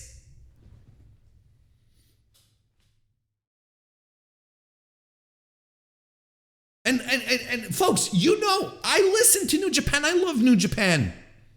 And you know, I get flustered at some title situations. I got flustered when they changed the IWGP heavyweight title design. You know this, because I thought the other one looked like a prize one and so forth, and it had the lineage, and it sucks that they just cut it off. It's not a combination. It's a new title with a new lineage, and it kind of pisses me off. And I still haven't quite overcome it, but that's another thing. That's the world title. That's the one Inoki created, you know? Well, the second one. But that's still the one, you know, it's the one that has the prestige, the history that's been treated as a prize. This is the fucking neverweight title. What are we even talking about? Come on now. But we are going to close up tonight. And look, there's more stuff that I want to talk about, but I'm going to save it for the Going Broadway show. What is Going Broadway, Warren? I'm glad you asked. Going Broadway is the members only stream that I do for members of the Mr. Warren Hayes Show channel right here on youtube.com/Mr. Warren Hayes. Become a member. And then I stream live extra thoughts, things that I'm not able to cover on the podcast. I cover them for the members on a Friday at lunchtime. So you're just sitting around, you know, you're at work, whatever, you're on your lunch break, or you're at your desk, or you're leaving the shop for a few minutes. You plug me in, and more wrestling talk. And we got the live chat. We talk a lot. It's a good time. Going Broadway, I'll be talking about how I feel WWE is the same. I've got reasons. They're clear. They're specific. If you want to come talk about how I think The Triple H era means diddly doo dah. Can come listen to me. Become a member. Join right now. Gift memberships. Be generous. Give them to your fellow man, woman, and non-binary people here. Here we go, though. New Japan Royal Quest was finally released this weekend. This is a show that happened about 10 days ago. Well, at this point, 14 days ago? No, 19 days ago. New Japan Royal Quest II. The return of the annual New Japan show over in the UK in collaboration with their partners there over at Rev Pro. This event was released on New Japan World this past weekend.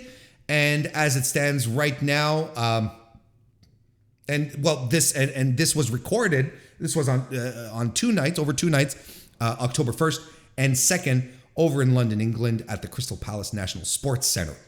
Let's talk about night 1 to begin with. I'm going to give you a review of this event, which overall I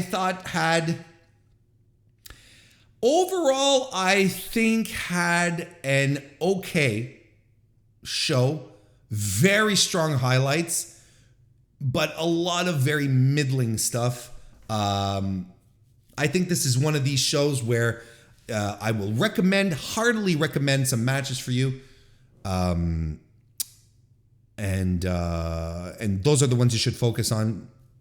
The rest is pretty skippable, but let's get to it. First match that we had the pleasure of watching was Gabriel Kidd defeating Dan Maloney. 2 young guys, of course, fun physical opener between them both. Good to see Gabriel Kidd back on the circuit. He's looking good.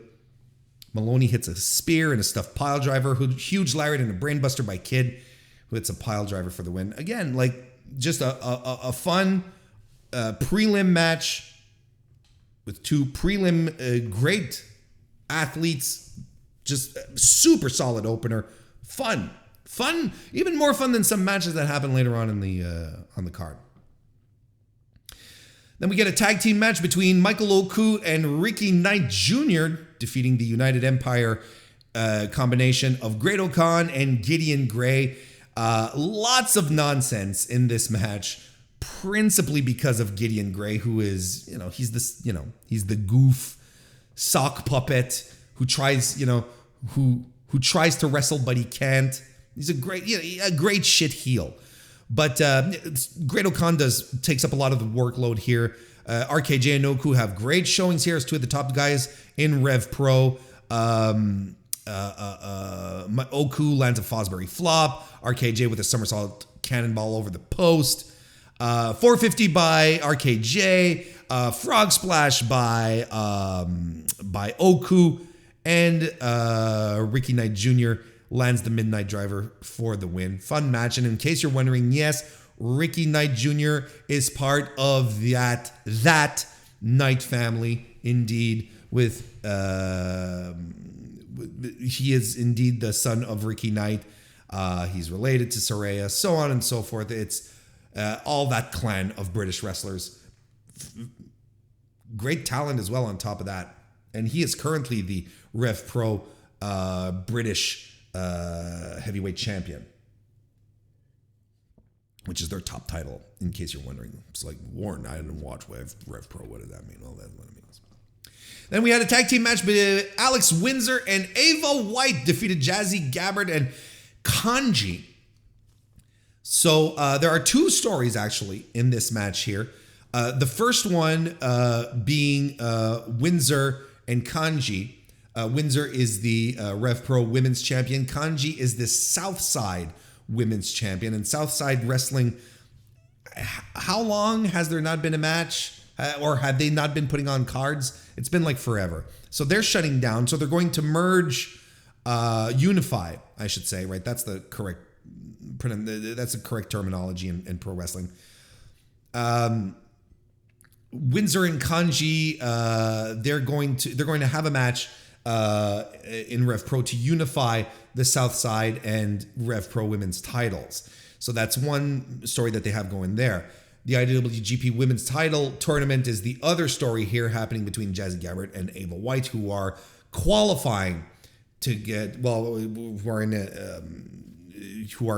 going to have a match on night 2 to determine who moves on in the tournament. So there was a lot of that going on here.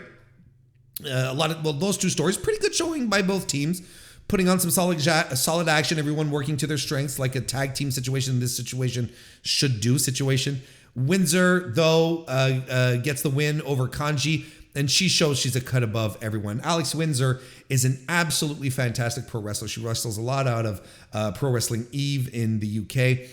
This is a woman who needs to get on to North American radar. She needs to travel overseas. This woman is the real deal. She's fantastic. Can't say enough nice things about her. She really is fantastic. Undersold, underappreciated here in North America. Get her some bookings. Jesus. 6-man tag match happened next. The LIJ troupe of Hiromu Takahashi, Sanada, and Tetsuya Naito defeated the Suzuki Gun trio of Doki, El Desperado, and Zack Sabre Jr. Tetsuya Naito and Zack Sabre Jr. were having a match on night 2 for the U.S. title, so there was a lot of storytelling here. And as always, LIJ trios matches are fun, fast-paced. Hiromu Takahashi and El Desperado, they do a lot of great work to start off. It all breaks down on the floor with the scumbags mangling the LIJ dudes. Zack Sabre Jr. has a fun spot where he grapevines Sanada's leg and then abdominal stretches Tetsuya Naito while maintaining the grapevine. I thought that was a lot of fun. And LIJ triple team Doki, who gets dropped by Naito with a Valencia and a Destino for the win. Setting up some tension for the next night. Fun little match. We had a chaos tag team made up of Tomohiro Ishii and the man, Kazuchika Okada. They defeated Bad Dude Tito and Zack Knight. Yes, Zack Knight. That same family, all related. I believe he's the uncle to Saraya and Ricky Knight Jr., I think. Anyway, this was fine, but there was really not more about it. The match was supposed to be Bad Dude Tito and Jonah against the Chaos Dudes. But Jonah couldn't travel because of the hurricane. He was stuck in Florida. And that was really a bummer, especially for night 2, but we'll get to that. I thought the match in and about itself was a little long, especially for the outcome, which was so predictable. And I was like, why isn't this cut short? Why isn't Kazuchika Okada just destroying Zack Knight? No disrespect. Let's go through it. But what are you going to do? You have an audience full of people who came to see Kazuchika Okada wrestle, right? They came to see him wrestle, not squash a guy. Okada doesn't come to the UK very often, right? You want to give the people the money's worth. So I understand the predicament you're in. But as a viewer, where you know what's going on, you're like, all right. Bad Dude Tito held his ground. Held his own in this solid but unremarkable match. Ishii hit the brainbuster for the win. Skippable. The Gorillas of Destiny, made up of Hikuleo, Jado, and Tamatanga, and Hiroshi Tanahashi, defeated the Bullet Club team of Doc Gallows, Karl Anderson, Gato, and Jay White. This is probably my least favorite match of the evening. What probably didn't help this match was that they were playing up a lot the Tamatanga Jay White story, right? Because this match was leading into the world title match that Tamatanga had against Jay White at Declaration of Power. But we had already seen this match. This event had already happened. So we hadn't seen we hadn't seen Royal Quest, but we already knew the end result of the Tamatanga Jay White feud, and it's with Jay White retaining the title. So it's like, this is all kind of played out, right? Hiroshi Tanahashi hits the high fly flow on Gedo for the win. There you go. Utterly skippable. Now we're starting to cook here. Will Ospreay defeated shooter Shota Umino via referee's decision. And I'm going to tell you, Shota Umino, he's been up and down when it comes to his presentation, so on and so forth. He looks fantastic. He looks in fantastic shape these days, and it cannot be overstated. It absolutely cannot be overstated. And in case you're wondering, in case you're like, wait, Shota Umino, this sounds familiar to me. He's the young lion who was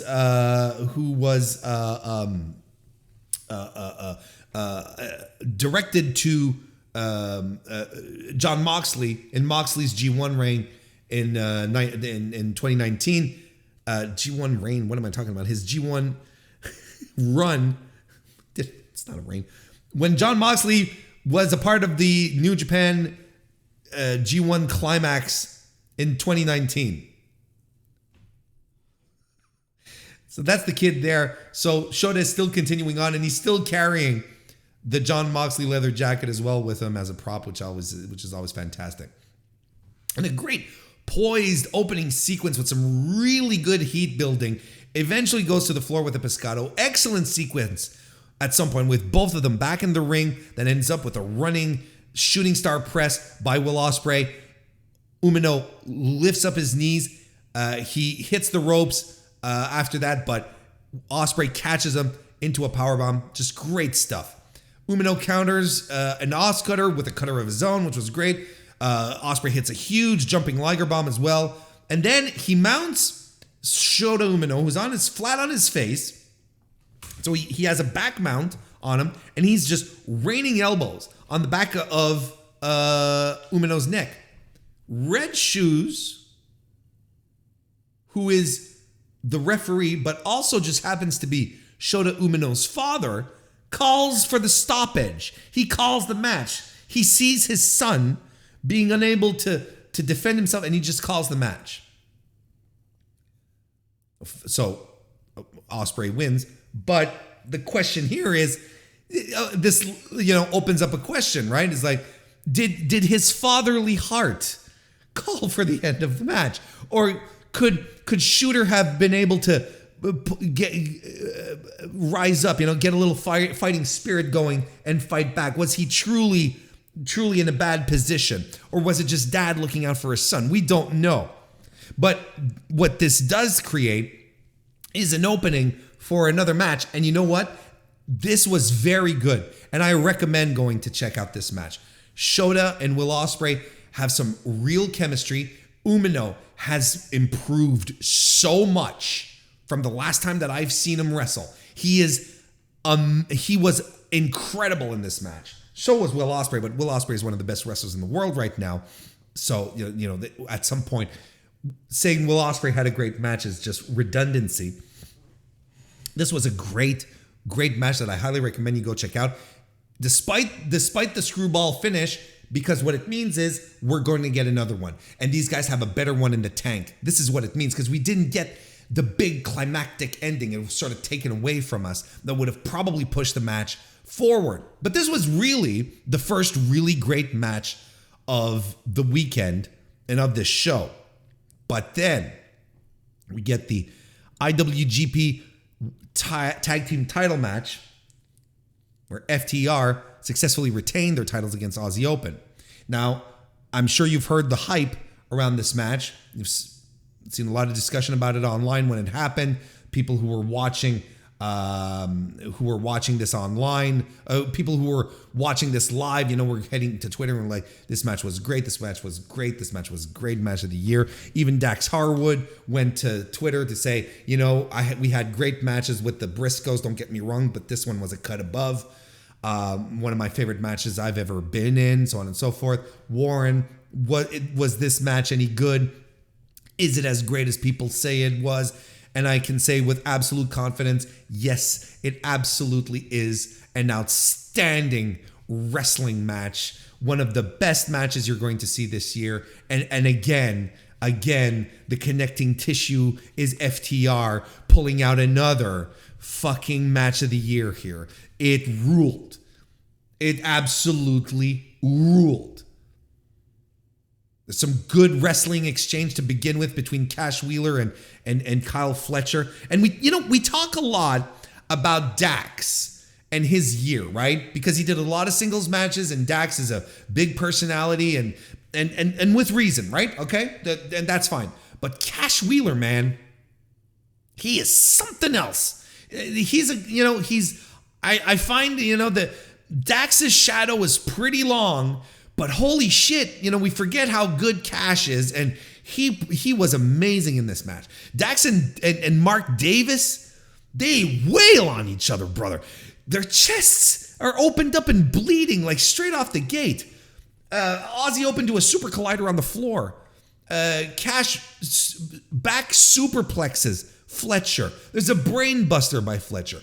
Big strike exchange between Dax and Davis. And honestly, I could take 20 minutes of Harwood and Davis, Dax Harwood and Mark Davis, just going at it for 20 minutes solo. These guys are on another level with each other. They've got that thing. Just a spark. Something where you're like, everything connects, everything works, and you just want to see them beat the shit out of each other some more. It was just fantastic stuff. Dax gets busted open good and proper. There's an airplane spin as well by Mark Davis. A flying crossbody by Cash, and a slingshot Liger bomb by Dax. And then there's a superplex on Dax, right? So he's on the mat. Fletcher goes up to the ropes for a big splash, knees up. But almost instantaneously, Cash Wheeler goes for a big splash on Mark Davis, and Mark Davis lifts his knees. Just wonderful timing, just pinpoint sequencing. Excellent stuff. Spike piledriver by FTR. Can't put Aussie Open away. We get some great near falls out of all of this. A gory bomb by Cash. Dax and Davis slug it out some more, and I'm up on my feet and like, let's fucking go. Stereo sharpshooters by FTR, and they're both in the ring, and Davis, he's the legal man, and he's in pain, and he lifts his arm to tap out, but Fletcher, he grabs his hand and he starts slapping the shit, some sense into him. He's like, no, you are not going to tap out. And that just fires them up both, and they fight out of the sharpshooters. They hit a big rig on FTR. Everything breaks down. They go for the Coriolis. FTR avoids it, and FTR finally lands the big rig for the win. I can't put this match over enough. This was great. And it's another solid, incredible match of the year candidate. Now, let's say we're shooting the shit. Warren, where do you put this on the pantheon of FTR matches in 2022? Because 2022 is a career year for FTR. Make no bones about it. 2022 belongs to them, and this is their defining year. And they've arguably had 3 matches of the year with this one here. I would still say that my favorite FTR match is the one against the Briscoes from Supercard of Honor, right? Which was the first one. I would put this one second. I would put their match with the Bucks third, and then Briscoes FTR 2. And not saying, oh, well, the other ones aren't. They're all fantastic matches. But this list is subject to change. Anyway, fantastic. Of course, I highly recommend this match. This is more than a highly recommend. You go out of your way to watch it. You find some time. You find someone. You subscribe to New Japan just to watch this. It'll be worth the $10. Trust me. Then, so that concluded night 1 of Royal Quest II. We move on to night 2, which of course was on October 2nd then. Started off with Doki and El Desperado defeating Michael Oku and Robbie X. Fun, fast-paced opener. I don't think Doki is more over anywhere else in the world than than in the United Kingdom. I really don't. The Suzuki Gun boys get the win. It's fine. Good little opener. Then we had a tag team match. The LIJ team of Hiromu Takahashi and Sanada defeated the Young Guns, Ethan Allen and Luke Jacobs. Fun tag match. Luke Jacobs is the current Rev Pro Cruiserweight champion, and he's one of these beefy cruiserweights. He's one of these Shingo types where you look at him and you're like, nah, are you sure you're 220 kind of thing or whatever? No, well, I mean, look, I think like cruiserweight, isn't cruiserweight 205? Cruiserweight is 205 pounds, seems to me. And light heavyweight is 220, right? Isn't that what it is? Whatever. It might change from promotion to promotion. Doesn't matter. He hits a beautiful Liger bomb on Hiromu. And the accidental low blow that Sanada does, or that he did once. I can't remember which show it was. I think it was during a G1 where he falls back and the momentum of his leg lifts up. Shingo was absolutely a light heavyweight. He was in the Super Juniors. Trust me. When he came into New Japan, he was a light heavyweight. He falls on his back and then the momentum carries one of his legs up to sock a guy in the balls. You remember that? Now, apparently it's become a thing that he does often and it annoys me. I don't like it. The Young Guns hit a Doomsday device, but Sanada cinches in the skull end for the win. IWGP Women's Title Tournament first round match. Jazzy Gabbard defeated Ava White. Look, here's the thing. Ava White she's very new to the business, and while she has a lot of naturals, she has a long way to go. And I understand why you can't put, in your relationship that you have with Rev Pro, these are Rev Pro women, right? Ava White, Alex Windsor, Kanji, and I can understand why you can't or don't want to put Alex Windsor in the tournament because she's currently your women's champion, and you don't want your women's champion to lose. And maybe New Japan is like, look, we don't want your champion in here because we don't want the politicking that comes along with you having one of your champions with us.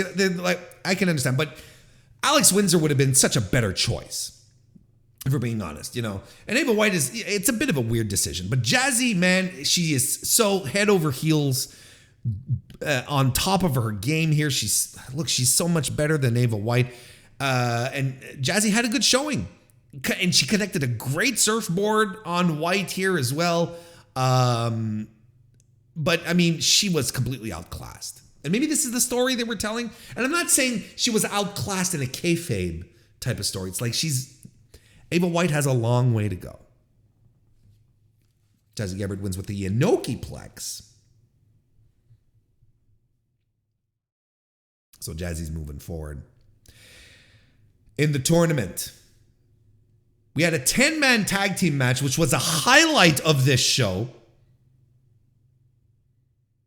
The United Empire team of Gideon Gray, Great Khan, Kyle Fletcher, Mark Davis, and Will Ospreay defeated FTR, Gabriel Kidd, Ricky Knight Jr., and Shota Umino. This was a blast. A blast.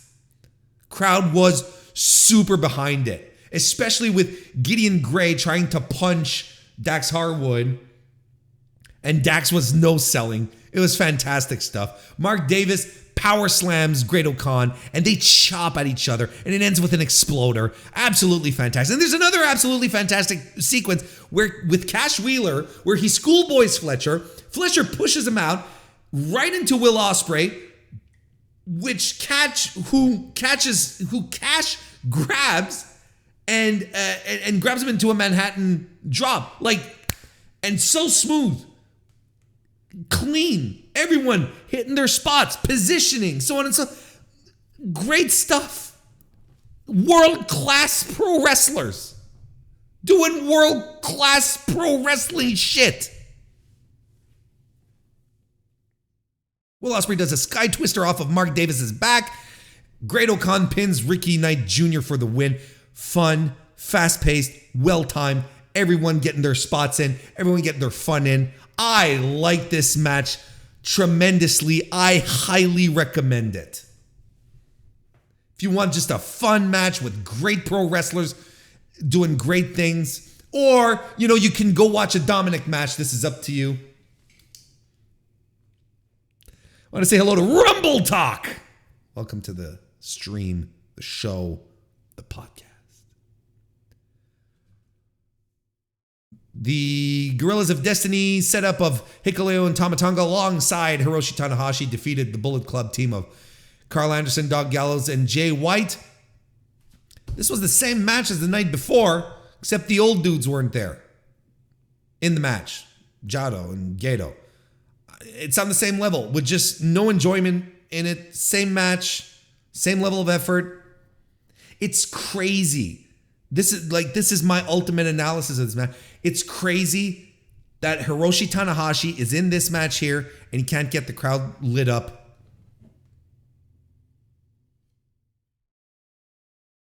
Tama Tonga gets the gun stun on Doc for the win. Skippable. Kazuchika Okada defeated Bad Dude Tito again because of the travel issues. This was supposed to be Kazuchika Okada versus Jonah. So very generic, but probably would have been a lot more compelling had Tito been higher up on the card and more credible as a threat.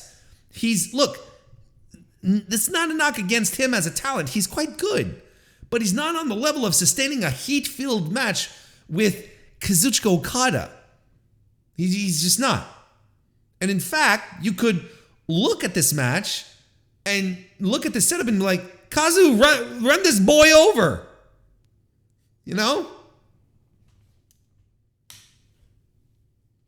I think it all sort of took out of the interest of the match.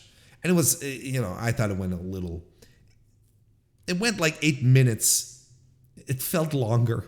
It's one of those. Rainmaker for the win. Skip.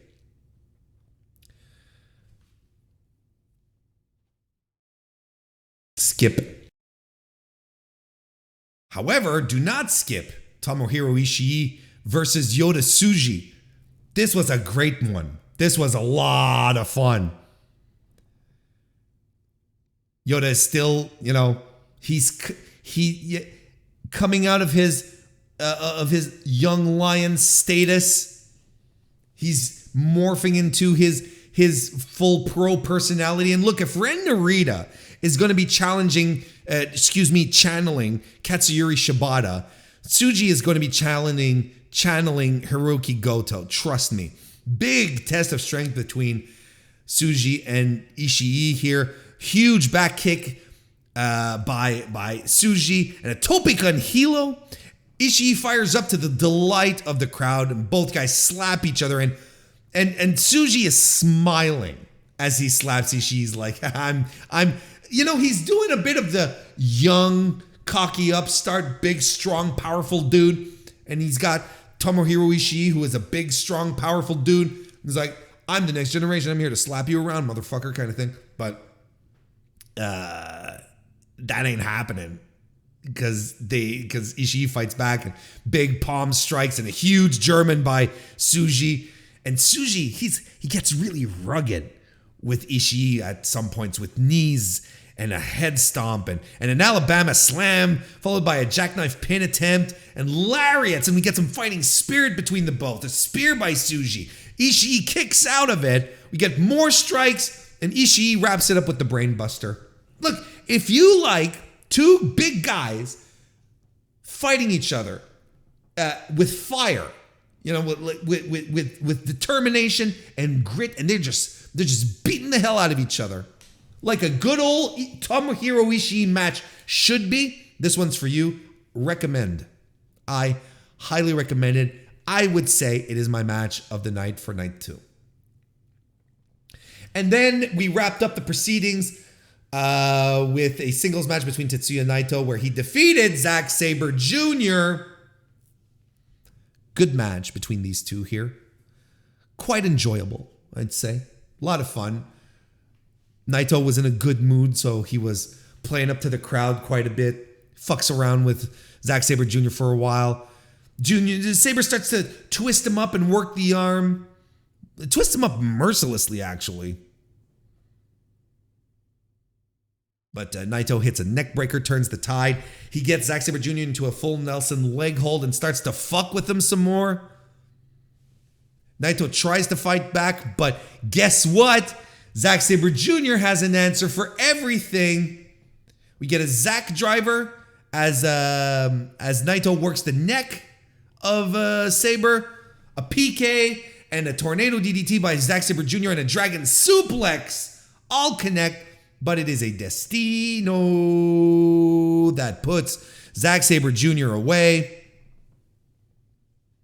Good stuff. Fun main event. Super solid match, don't get me wrong. Great finish.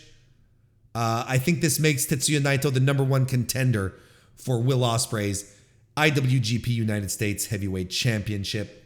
Good for Tetsuya. Keeping him busy. Fun stuff. And look, like I said, I think, I wouldn't outright recommend either night and say, yeah, these are too fun. Like there's a couple of lows on both nights where you're like, wow, this isn't great. Mostly fun stuff, but there's some really excellent matches that I've all recommended to you. If you just want to skip to those, you'll be absolutely fine. But go out of your way to watch FTR versus Aussie Open. It is as good as everyone says it is. Can't complain about it. Neither can you complain about this being the end of the weekly wrestling inspection. I guess you could complain. Like you could complain if you wanted.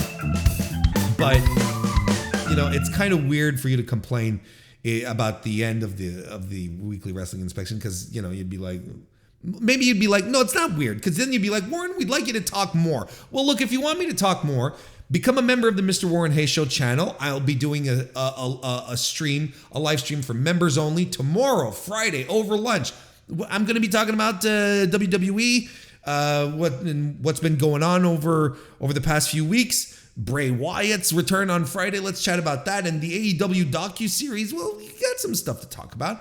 Come and join us. You got to become a member. Become a member of the Mr. Warren Hayes Show channel right here. Otherwise, do not forget this is the swan song for Thursday nights for the Mr. Warren Hayes Show. I will be back next Tuesday to start off a brand new streak of streaming and live recordings on Tuesday nights. 7 p.m. Eastern is when we're going to start the stream. 6 Central. Hope you guys can make it. Moving that along. Also, don't forget to check out my AEW Dynamite review, which is also available on your podcast feeds or on the Mr. Warren Hayes Show YouTube channel as well. So all I'm doing is I'm creating more content, more stuff, and I'm setting myself up to talk about more things that I really want to talk about. So who's going to win in this situation? Well, me first and foremost, because I'm making myself happy, but hopefully all of you as well will end up winning as well. See you guys on Tuesday. Otherwise, have a great rest of your week. Thank you everyone who joined us live here tonight. Have a great rest of your night as well. I'll see you next time.